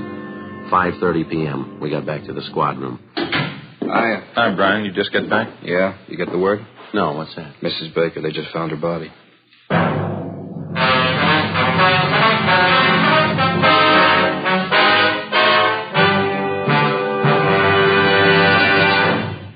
You are listening to Dragnet, authentic stories of your police force in action. Comparison proves Fatima quality. Prove Fatima quality yourself today. Compare Fatima with any other king-size cigarette. 1. Fatima's length filters the smoke 85 millimeters for your protection. 2. Fatima's length cools the smoke for your protection. 3. Fatima's length gives you those extra puffs, 21% longer than standard cigarette size. And in Fatima, you get an extra mild and soothing smoke, plus the added protection of Fatima quality. Friends, to show our confidence in Fatima, we make this money-back guarantee. Buy a pack of Fatimas.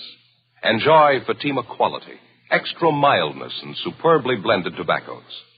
If you're not convinced Fatima is better than the king-size cigarette you're now smoking, just return the pack and the unsmoked Fatimas by August 1st, 1952, for your money back plus postage. Fatima, Box 37, New York 1. Remember, because of its quality, its extra mildness, its better flavor and aroma, more smokers now insist on Fatima than ever before. Insist on the best.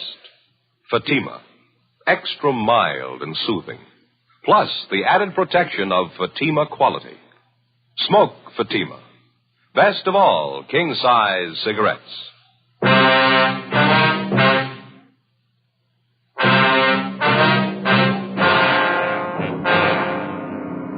June 3rd, Monday, 6 p.m. The body of 38-year-old Rose Baker had been discovered in the Hollywood Hills area. Approximately 3/4 of a mile from the intersection of Mulholland Drive and Oak Knoll Terrace, a dirt road branched off to the left of Mulholland and wound about 300 yards down the hill to a dead-end stop. Just below the guardrail, which circled the edge of the road, there were 2 eucalyptus trees. They overlooked a deep ravine covered with scrub oak and patches of laurel. Halfway down one slope of the ravine, they found the body of the missing woman. There were 2 bullet holes in the left side of the skull. There was another one at the base of the throat. In her clenched right hand, there was a 50-cent piece. The immediate area surrounding the body had been roped off, and Lieutenant Lee Jones and the crime lab crew were making their preliminary investigation. There was no sign of the murder weapon. The coroner arrived, and when the preliminary investigation was completed, the body was taken downtown to the county morgue.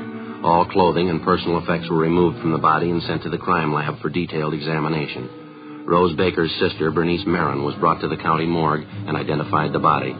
A few minutes after 10 o'clock that night, Ed and I got back to the office. I got it. Homicide, Friday. Is it Sergeant Friday? Yes, sir, that's right. This is Carl Shelton, Sergeant. You were out to talk to me this morning, you remember? Oh, yeah, Shelton. I heard about Rosie just a couple of minutes ago. I got to talk to you, Sergeant. There's something I got to tell you. Was that so? Do you want to tell me now? Well, I don't want to tell you on the phone. I'll drive in to see you. I'll leave right now. Well, yeah, all right. Do you mind telling me what it's about? Yeah, I know who killed Rosie. 11:08 p.m. Carl Shelton arrived at the office. Ed and I took him down the hall to the interrogation room where he gave us his story. He told us, first of all, that he was well acquainted with most of the regular customers at the tavern where Rose Baker and her sister had first stopped to cash the $400 check. He told us one of these people, a Leroy Hansen, had contacted him after he read in the morning paper about Mrs. Baker's murder. I've known Leroy at least 4 or 5 years. He used to work with him. He wouldn't lie to me. And what did this fellow tell you, Shelton? That's Leroy Hansen. He said he got to the bar a little after midnight. It had to be at least that, because Leroy doesn't get off work till 11:30. He said he saw Rosie sitting in a car parked a couple doors down from the bar. There was a woman in the car with her. He described her just like Rosie's sister. They were having a beef. And this friend of yours hear what Mrs. Baker and this woman were talking about? No, but he's smart enough to know a big argument when he sees one. He says they were really going to it. Is he sure about the time? He's got to be. Leroy works at a sheet metal plant south of town. He gets off at 11:30. Takes him more than a half hour to get in. Why should he lie about it? He wasn't even going to mention it till he found out she was dead. This woman he says Ms. Baker was with, she fits her sister's description that close? Exactly. And there was a guy with Leroy. He'll back it up. If the sister says she wasn't sitting in that car with Rosie outside that bar after midnight, she's a liar. Well, she is if you can prove your story. Here's the phone. You ask Leroy. 11:22 p.m. We put in calls to both of the men who were supposed to have seen Rose Baker and her sister Bernice sitting in a parked car outside the tavern 6 nights before. Both of them corroborated Carl Shelton's story down to the last detail.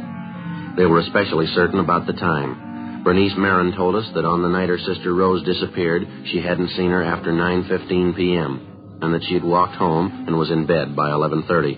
Both Leroy Hansen and his friend told us that they had seen Rose Baker and a woman answering her sister's description sitting together in a car parked outside the tavern. They were both certain at the time that it was well past midnight.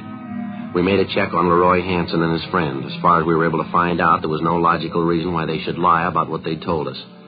Ed and I got in the car and drove out to the home of Bernice Marin, just off Exposition Boulevard. It was 20 minutes past midnight. We rang the front doorbell and got her out of bed. Oh, hello, officers. Didn't know who it was. Come in. Thank you, ma'am. Oh, you have to wait long before I answered. I sleep pretty sound. Fred will have to ask you to get dressed, Miss Marin. I'd like to talk to you downtown. Why? What's the matter? Well, some more questions we have to ask you, ma'am. A few more things we have to clear up about your sister. It's pretty important. Well, I've told you everything I know. I don't like to go out and leave the kids alone at night. What is it you want to ask me about? Well, you told us the last time you saw your sister was about 9:15 last Tuesday night, Miss Marin. Yes, that's right. We've got a couple of people who claim they saw you with your sister after midnight Tuesday. You were sitting with her in your car parked outside a tavern. You're having an argument with her. At least 2 people saw you, and they'll swear to that. No, that couldn't be right. They claim it is? They say it was after midnight and they saw me with Rose? Yes, ma'am, that's what they say. And you believe it? You believe it was me? Yes, ma'am, we do. You think I killed Rose, is that it? Yes, ma'am, we think so. How about it, Miss Marin? It'll take me a minute to get my clothes on. I want to talk to the oldest boy, my nephew Frank. Would it be all right? Well, I'll have to go along with you. All right. This way, down the hall. All right. In here. I don't want to wake the other kids if I can help it. All right. Frank. Wake up, Frank. Frankie? What do you want, Aunt Bernice? I hate to wake you up, Frankie. I'm going to have to go downtown tonight. I'm leaving now. In case I'm not here when you and the kids get up, I want you to take care of everything, all right, honey? Yeah, okay. What do you have to go downtown for? Well, it's something about your mother, Frank. Might take a little time. You see the girls get off to school on time in the morning, won't you? Bobby, too. The sandwiches are all made. They're in the icebox. All you have to do is put them in a paper sack, all right? Yeah, okay.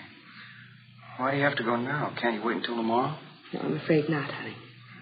You take care of everything, huh? Make sure all the doors are locked. And don't forget to feed the dog. No, I won't forget. What's the matter? Is there anything wrong? No, of course not. Now, if something happens so I can't get back tomorrow, I'll call you on the phone, all right? Yeah, okay. You be sure and call, huh? I'll call you, honey. Go to sleep now. It'll be all right. You get some sleep. Good night, Frankie. Yeah, okay. Good night.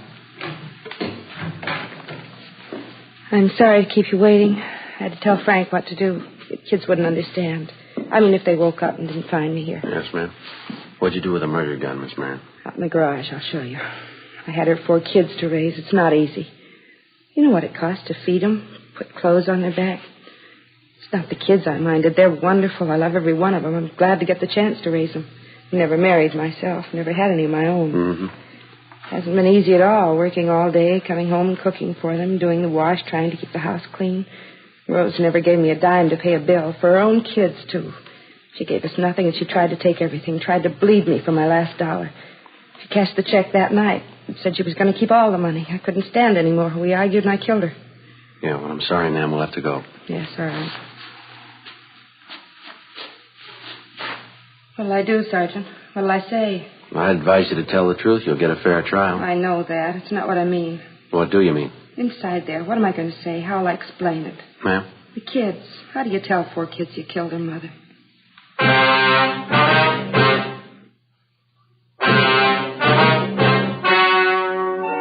The story you have just heard was true. The names were changed to protect the innocent. On October 3rd, trial was held in Superior Court, Department 92, City and County of Los Angeles, State of California. In a moment, the results of that trial. Now, here is our star, Jack Webb. Thank you, George Fenneman. Friends, I make it a habit to carry 2 packs of Fatimas around with me. One's for my smoking, and the second one's for smokers I see with other king-size cigarettes. All I have to say is, here, compare Fatima. I know they're going to be sold on Fatimas the next time we meet. How about comparing Fatima yourself?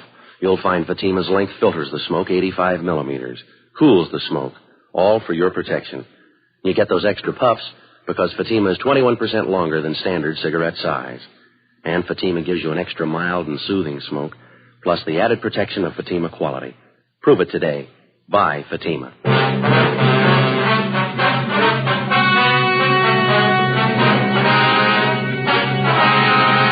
When their aunt, Bernice Alberta Marin, was apprehended on suspicion of 187 PC, the 4 Baker children were taken into protective custody by juvenile authorities.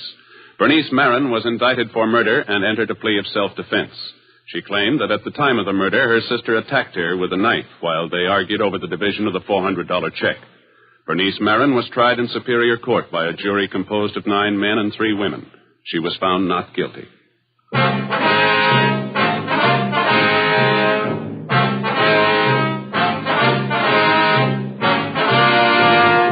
You have just heard Dragnet, a series of authentic cases from official files. Technical advice comes from the Office of Chief of Police W.H. Parker, Los Angeles Police Department. Technical advisors Captain Jack Donahoe, Sergeant Marty Wynn, Sergeant Vance Brasher. Heard tonight were Barney Phillips, Virginia Gregg, Vic Perrin. Script by Jim Moser. Music by Walter Schumann. Hal Gibney speaking. Fatima Cigarettes, best of all king-size cigarettes, has brought you Dragnet, transcribed from Los Angeles.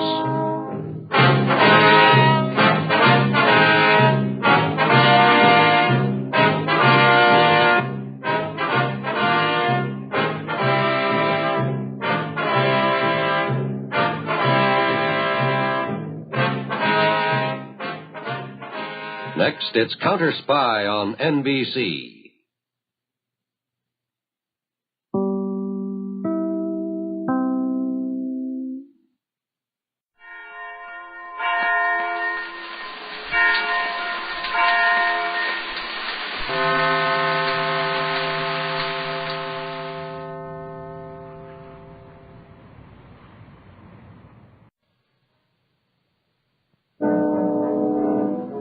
You're a detective sergeant. You're assigned the homicide detail.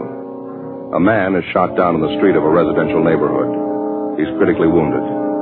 You don't know who the assailant is. You don't know where he is. Your job, get him. Compare Fatima with any other king-size cigarette.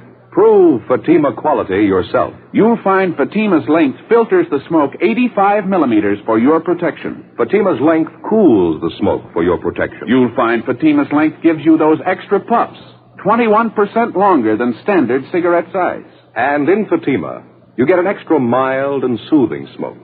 Plus, the added protection of Fatima quality. Definitely the best quality in its class, but the same price as the cigarette you're now smoking. Buy Fatima in the bright, sunny yellow pack. Best of all, king-size cigarettes.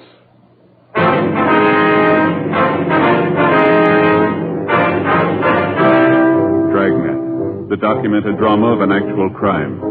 For the next 30 minutes, in cooperation with the Los Angeles Police Department, you will travel step by step on the side of the law through an actual case transcribed from official police files. From beginning to end, from crime to punishment, Dragnet is the story of your police force in action.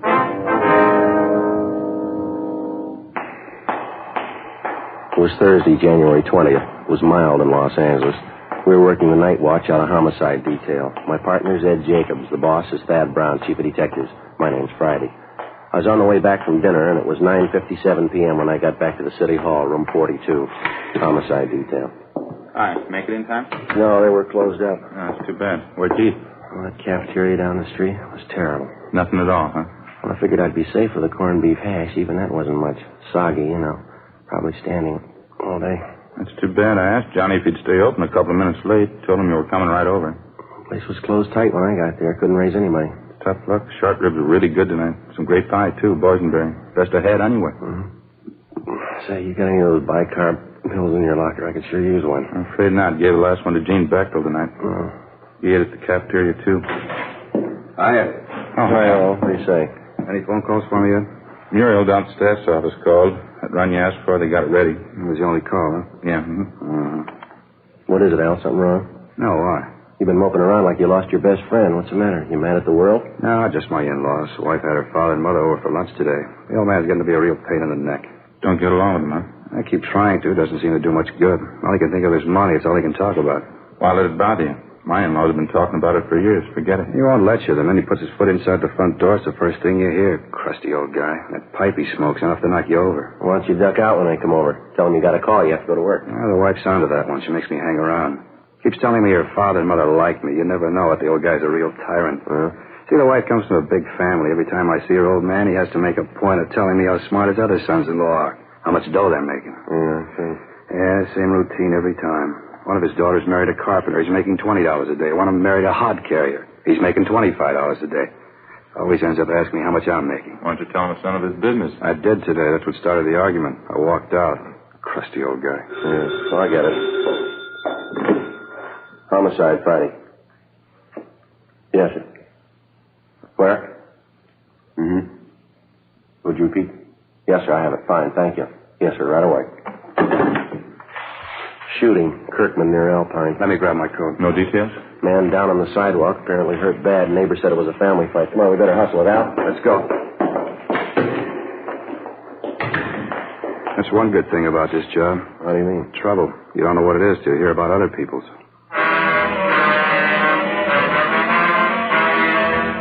Sergeant Al Shambra, Ed and I drove out to the scene of the shooting. Code 3, red light and siren.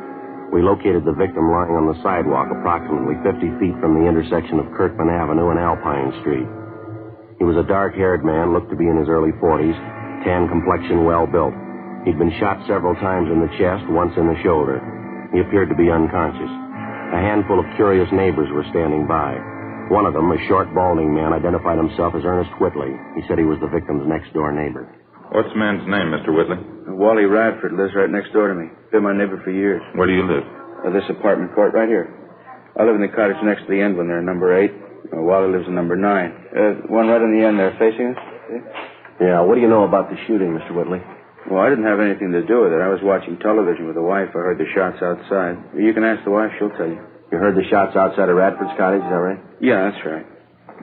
Where's the ambulance? Why don't they come? They've been notified. They're on the way. Well, who did the shooting, Whitley? Would you know that? Well, not for sure. We were watching television, like I said, when I heard the shots, wife and I. First I heard the shots, and then I heard somebody yell. I thought it was some high school kids in a hot rod or something. You know, horsing around outside. Wife told me to get up and take a look anyway, so I did. On the way to the door, I heard another shot. Then somebody yelled out again like they were hurt. Must have been 6 or 7 shots anyway. Just as I opened the door, I saw Wally go running past. I didn't know what was coming off. He ran right out toward the street here. Weaving back and forth, looked like he'd had a couple of drinks. I didn't know what it was. You didn't see the actual shooting? You didn't see anyone with a gun? Well, no. The only one I saw was Wally. He ran right by me, holding his hands up to his chest. I yelled to him, but he didn't stop. I didn't know if he was drunk or what. When he got out here to the sidewalk, I saw him fall down. I went after him. It was terrible. Say, either one of you got a smoke? Yeah, sure. Look, I'm still shaking like a leaf. There you go. Swell. Thank you. Want a light? Yeah, please. Thanks. You're welcome. Was Radford still conscious when you reached him, you know? Just about, yeah. I don't know how many times he was shot. He was rolling around on the ground. Pain was terrible. The whole front of his shirt was all stained. I yelled to Mike Desmond, one of the other neighbors. He called you fellas. Did Radford say anything to you? How it happened? I kept moaning about the pain. Kind of made me sick. It was a relief when he passed out. Did he tell you how it happened? Yeah, his wife. I figured that was it when I saw what was wrong with him. He told you his wife shot him? Well, they had a big fight today, Wally and his wife. Started this afternoon, been going on all day, all night, yelling at each other, throwing things around. I never expected this, though. Something must have snapped. She must be out of her mind. Where's his wife now? I don't know. Still back in their cottage, I guess. I've been here since the shooting. I didn't see her leave.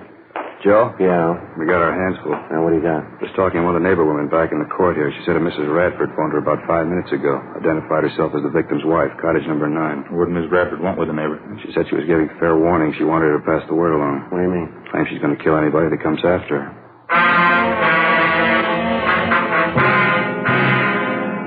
10:28 p.m. The ambulance arrived, and the attendants administered first aid to the victim of the shooting, Wallace Radford. Before he was rushed to Georgia Street Receiving Hospital for further treatment, Radford regained consciousness long enough to confirm the fact that it was his wife who shot him. That was about all he could tell us before the sedatives took effect. The 2 officers and 2 of the radio cars which were standing by were detailed to keep the crowd away from the apartment court where the shooting took place, in particular Cottage 9, where the Radfords lived. The blinds were drawn in the house. There were no lights showing. We called the Radford cottage on the phone, but there was no answer. Al Shambra and Ed circled around and back for a closer look at the place. I continued interviewing the Radford's next-door neighbor, Ernest Whitley. I guess I should have known it'd come to this someday, the way they've been fighting lately, Wally and his wife. They've been doing nothing but wrangling, day in, day out. Well, you any idea where Mrs. Radford got the gun? She must have used Wally's, I guess. Don't know where else she'd get her hands on one. He keeps a gun in the house, does he? Yeah, as long as I've known him, he has. 38 automatic. I don't know the make, though. Do you happen to know if Mrs. Radford was used to handling a gun?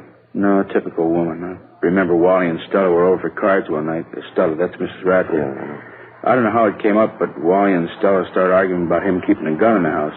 Stella didn't like it a bit, said she was afraid of guns. Didn't even like to have him around. I'm surprised she even knew how to pull a trigger. You said the Radfords had a big fight today. What was it about? Do you happen to know? Same old thing, I guess. Stella was always accusing Wally of running around with other women, running around town drinking. As far as I know, it wasn't true. Matter of fact, it was just the opposite. If anybody was on the town, it was Stella. I happen to know at least one guy she was making eyes at.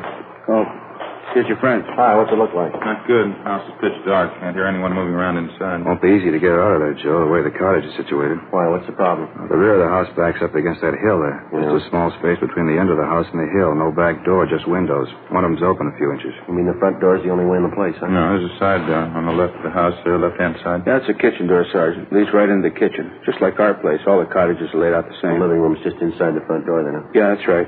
Bedrooms in the right rear, kitchen in the left rear. A small bathroom leading off the bedroom leads to the left. She won't come out peaceably. How about a tear gas shell? That ought to bring her out. Well, I don't know if we'll need it, Al. It might be a waste of time. Whitley here was just telling me Mrs. Radford isn't familiar with guns. You think she know how to reload the automatic, Whitley? No, sir. I'm pretty sure she wouldn't. I don't even know if Wally had another clip of shells around the house.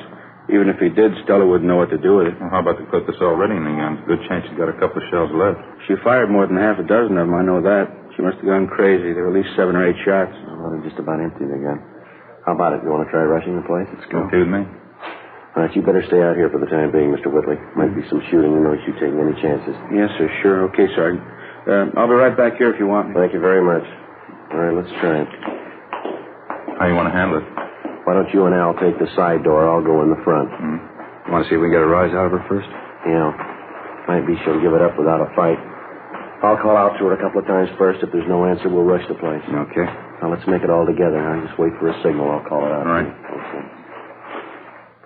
That's it. Side door just behind the shrub over there. Give us a little time to get around her, huh? Yeah, now, when I call out the rush, make it fast. It's the only thing we got in our favor. We'll try and surprise you. Right. See you later. Hey, be careful.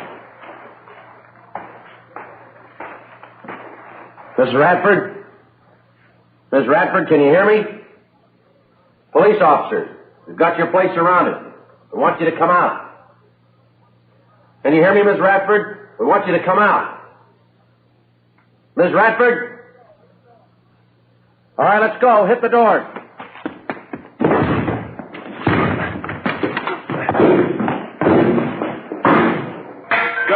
Joe, you all right? Yeah, what about you? In the kitchen. It's empty. Okay, just a minute.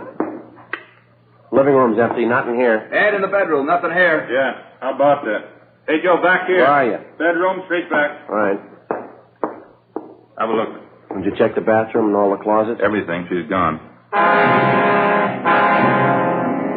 10:46 p.m. We double-checked the cottage, all the buildings, and possible hiding places adjoining the Radford house, and then we combed through the immediate neighborhood around the apartment court. There was no trace of the suspect, Stella Radford. In the apartment, we found a picture which neighbors told us was a good likeness of Mrs. Radford. Al Shambra got to a phone, called the office, and a local broadcast and an APB was gotten out on her. We figured she probably slipped out of the house without being noticed during the general excitement immediately after the shooting. Her phone call to one of the neighbors warning that she'd kill anyone who came after her only served as a stall to give her more time for a getaway. 10:55 p.m. Ray Pinker and the crime lab crew arrived and began their preliminary investigation. Judging from the bloodstains found on the furniture and the rug in the living room and on the front steps of the cottage, Radford had first been shot while he was in the living room, and then apparently he ran out the front door to escape the gunfire. A trail of 7 empty shells ejected from a .38 caliber automatic seemed to indicate that his wife followed him out the front door, still firing at him as he tried to get away. We checked the apartment court garage, but the Radford's car was still there. We remained at the apartment court interviewing the neighbors and trying to get a line on some of Mrs. Radford's known friends and associates. Joe, how'd you make out? Not much, Al. The neighbor I talked to hardly even knew the Radfords. How about you? Not much better. The only apartment up the way name's Joanne Taylor. She told me she knew Radford's wife fairly well. Says she has a sister in town. Doesn't have any idea where she lives, though. How about the boyfriends Mrs. Radford's supposed to be running around with? She know anything about that? She thinks she was doing a little running around. She doesn't know who the men are, though. Hear anything about Radford's condition? Yeah, I checked with Georgia Street a couple of minutes ago. It's pretty critical. I don't know if he's going to make it or not. Joe, Al, back here, hustling. Come on. What do you got? Radford's neighbor next door, Whitley's. Just got a call from Ms. Radford. She's talking to Mr. Whitley on the phone right now. Let's go. I don't know what this is all about.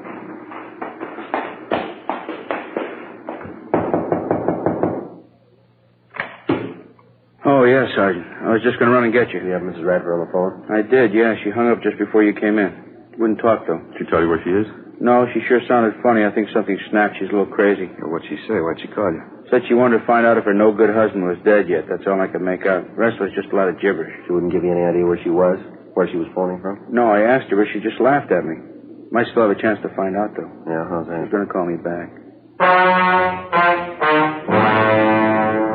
While Ed and I waited with Mr. Whitley in his apartment, Al Shambra got to another phone in one of the adjoining apartments, called our business office, and gave them the number of the Whitleys' telephone. He asked them to make arrangements as soon as possible to have all incoming calls at the Whitleys traced to their origin. Meantime, Ed and I were briefing Ernest Whitley as to what he should say if and when the suspect, Stella Radford, called him back. There was no phone extension in his apartment, so the only way we'd be able to monitor the conversation would be for Whitley to share the receiver with one of us. We waited. 11:30 p.m., 11:45, midnight, 12:15 a.m. Sergeant? All right, try and keep the receiver tilted so we can listen. Yeah, sure. Hope I got it straight. Okay. Hello? Ernie, this is Stella. Did you find out what I told you to? Yeah, I called the hospital. Wally's a lot better. It's not as bad as they thought it was. What do you mean it's not bad? You trying to kid me? No, it's the truth, Stella. It's not half bad at all. Wally's going to be all right. Couldn't be. I shot him 4 or 5 times. How could he be all right? Look, I didn't say he was all right. I said he was going to be all right. Look, it's nothing serious. Not half as bad as they thought. You're lying. You know you're lying, Ernie. Come on, snap out of it, will you, Stella? It's going to be all right. Wally forgives you. Believe me, he does. Now, look, why don't you come home? We'll get the whole thing straightened out. There won't be any trouble. Why don't you stop trying to kid me? It's not going to be all right. I've seen the last of you and the last of Wally. Stella. I'm with my boyfriend now. We're getting out of town. Now, wait a minute, Stella. Use your head, huh? Don't go rushing in anything. You don't have to tell me. I know what I'm doing. I don't care if that dumb husband of mine lives or dies. But just tell him he'd better not try to follow us. Oh, Stella. My boyfriend's an ex-con. He's got a gun and he knows how to use it. Well, Stella, will you listen a minute? You can tell that to the cops, too, in case they're going to follow us. They try and stop us, and they're going to have a fight in their Look, you keep talking. Will you listen for just a minute? Where are you now? Let me come down and talk to you. Not a chance. Just be a waste of time. I'm leaving with my boyfriend in half an hour. You can tell Wally I hope he dies. Wait a minute, Stella. He gave me a message for you, honey. He left something with me. He wants you to have it. What? His wallet. He gave it to me just before he left for the hospital. Got $94 in it. Says he doesn't care what you think of him. He wants you to have the money. $94? Yeah. He didn't have that much money with him. Where'd he get it? Well, I don't know anything about that, but it's right here in his wallet, just the way he gave it to me. He wants you to have it. That's all I know. I don't get it. He didn't have that much money. Well, what do you want me to do? Take it back to him? Tell him you didn't want it? Look, give the guy a break, huh, Stella? It's the only way he's got to show you how he feels about you. Stella? Isn't that right? Well, how about it, Stella? You got the money with you? I told you, yeah. Pick it up anytime you want. No. You bring it down here. I'll pay your cab fare, buy you a drink. You can meet my boyfriend. Yeah. Just a minute. Stella? Hello, Stella? Yeah? It's about 12:30 now. I'll be down here in half an hour, huh? Uh-huh. I'm in a bar right on the corner. You can't miss it. Where? What corner? 9th and Avalon. As soon as the suspect, Stella Radford, hung up, we went to the apartment cottage next door where Al Shambra was on the phone in constant communication with our business office. He told us that somehow there'd been a slip-up. They were unable to trace the call to its point of origin. 12:36 a.m. According to plan, Ernest Whitley left his apartment, called a taxi, and headed downtown to keep his appointment with the suspect, Stella Radford. Ed Jacobs and Lieutenant Tony Ruiz from Homicide followed him. Al Shambra and I stood by at the apartment. More waiting. 1 a.m., 1:30, 2 a.m. Think they'd call us anyway. Wonder what the hitch is. Well, it's kind of hard to figure, Al. It's either a bum steer or they ran into some kind of trouble, maybe. And Mrs. Radford, she really warmed up to the idea when the money was mentioned. Well, apparently, yeah. I was listening in when Whitley gave her the story. She seemed to go for it. It's kind of hard to tell. The way this whole thing shapes up, she can... Might be them now. Give a look. Joe? Oh, yeah, Ed. What happened? How'd it go? We covered the border closing, cruised the neighborhood, gave her plenty of time. Yeah. No luck. She didn't show.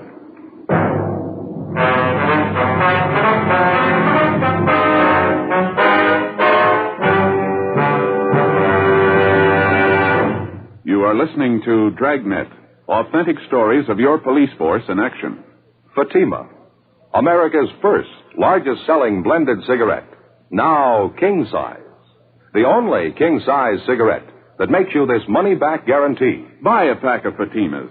Enjoy Fatima quality, extra mildness, and superbly blended tobaccos. If you're not convinced Fatima is better than the king-size cigarette you're now smoking, just return the pack and the unsmoked Fatimas by August 1st, 1952, for your money back plus postage. Fatima, Box 37, New York 1. Buy Fatima. Compare them with any other king-size cigarette. 1. Fatima's length filters the smoke 85 millimeters for your protection. 2. Fatima's length cools the smoke for your protection. 3. Fatima's length gives you those extra puffs, 21% longer than standard cigarette size. And you get an extra mild and soothing smoke, plus the added protection of Fatima quality. Remember, more smokers now insist on Fatima quality than ever before. Buy Fatima. In Fatima, the difference is quality. Best of all, king-size cigarettes.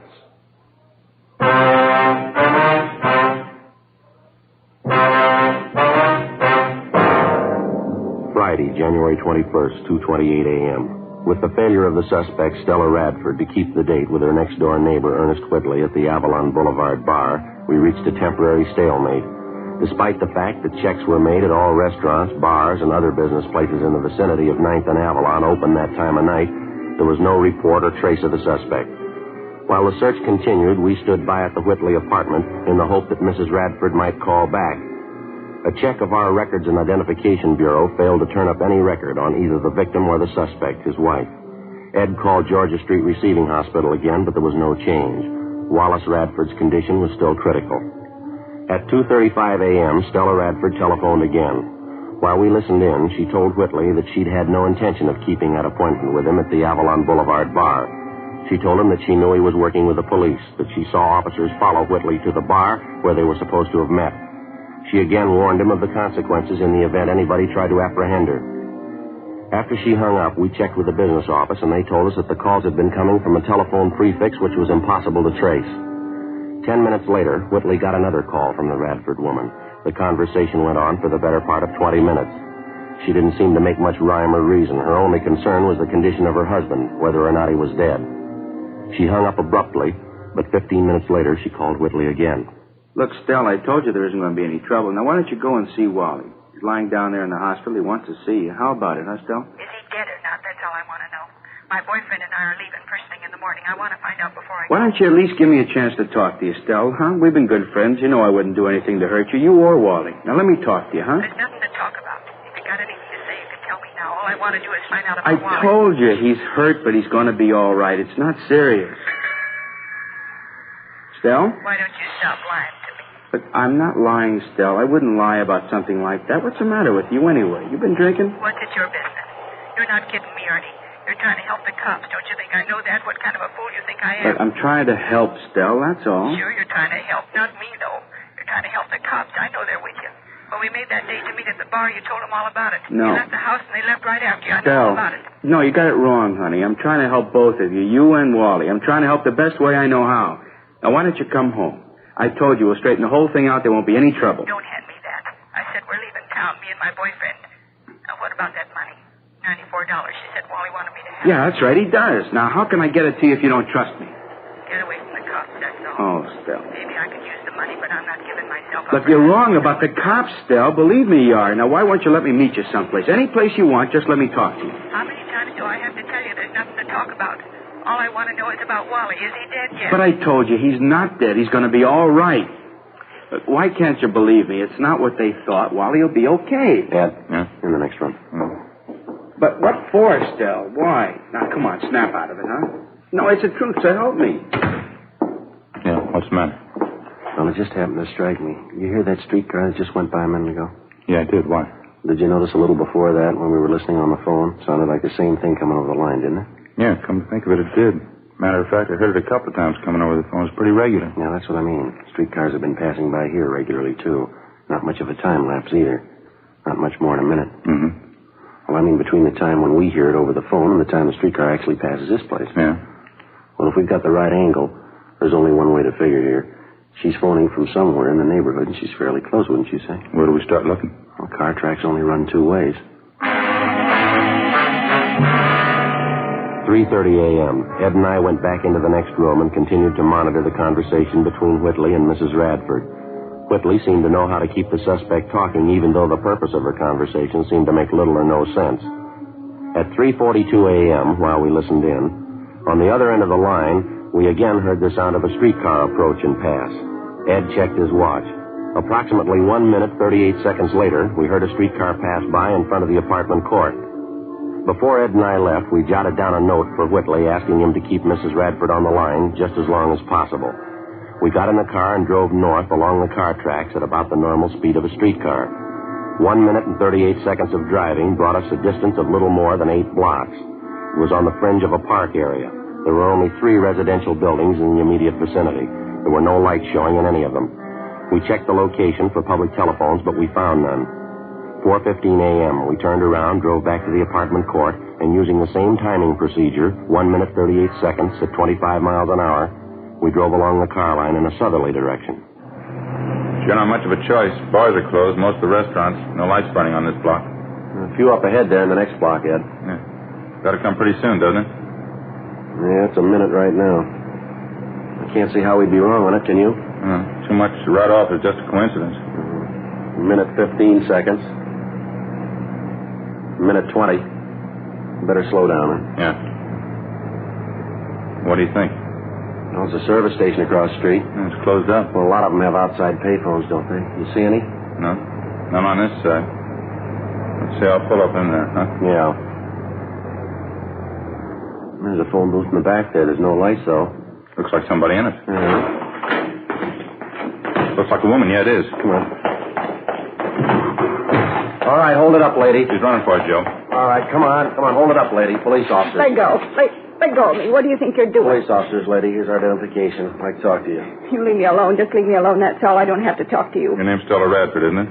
No, it isn't. That's your identification? Who sent you here? Who was it? Are you Stella Radford? You couldn't have found out. How'd you know I was here? It was Ernie, wasn't it? Him and his friends. He told you. No, ma'am. I don't see how you found me. Somebody had to tell you. You never could have found me. I don't see how I made any mistake. Yeah, that's right. Let's go, lady.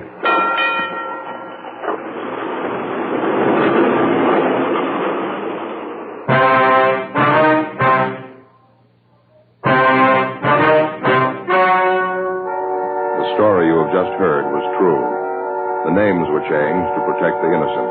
On April 16th, trial was held in Superior Court, Department 88, City and County of Los Angeles, State of California. In a moment, the results of that trial. And now, here is our star, Jack Webb. Thank you, George Fenneman.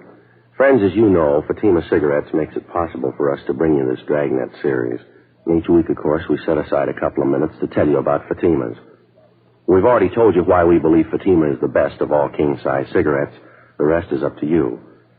I suggest you buy a pack of Fatimas and compare them yourself. Fatimas give you an extra mild and soothing smoke, plus the added protection of Fatima quality, something no other cigarette has. Look for that bright, sunny yellow pack tomorrow and try Fatima.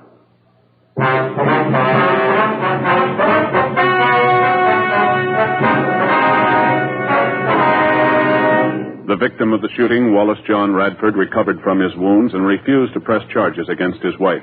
However, she was tried in Superior Court and found guilty of Section 245 PC, assault with a deadly weapon.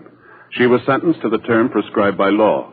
Assault with a deadly weapon is punishable by imprisonment in the state penitentiary for a term not less than 1 nor more than 10 years. Ladies and gentlemen, Mr. Joseph M. Kinnick, President of the California State Juvenile Officers Association. Thank you. The California State Juvenile Officers Association has asked me to present this award of merit to Jack Webb and to Dragnet for outstanding service to law enforcement in the authentic and sympathetic portrayal of the police officer in the field of delinquency control. Thank you very much, Mr. Kenny. And I'll be looking forward to meeting you again and the members of your association at your annual conference banquet tomorrow night here in Los Angeles.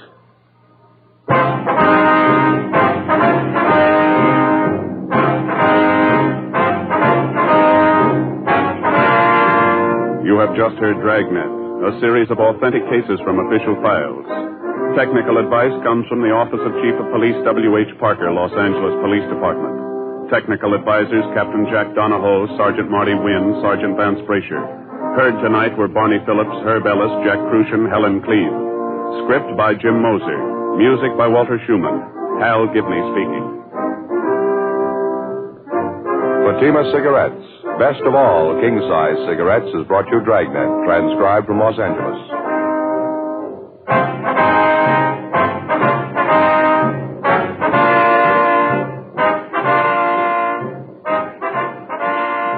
Ladies and gentlemen, nature plus the threat of man-made catastrophes make continuing help and constant preparedness necessary. The Red Cross binds these needs. Answer the Red Cross call with a generous contribution.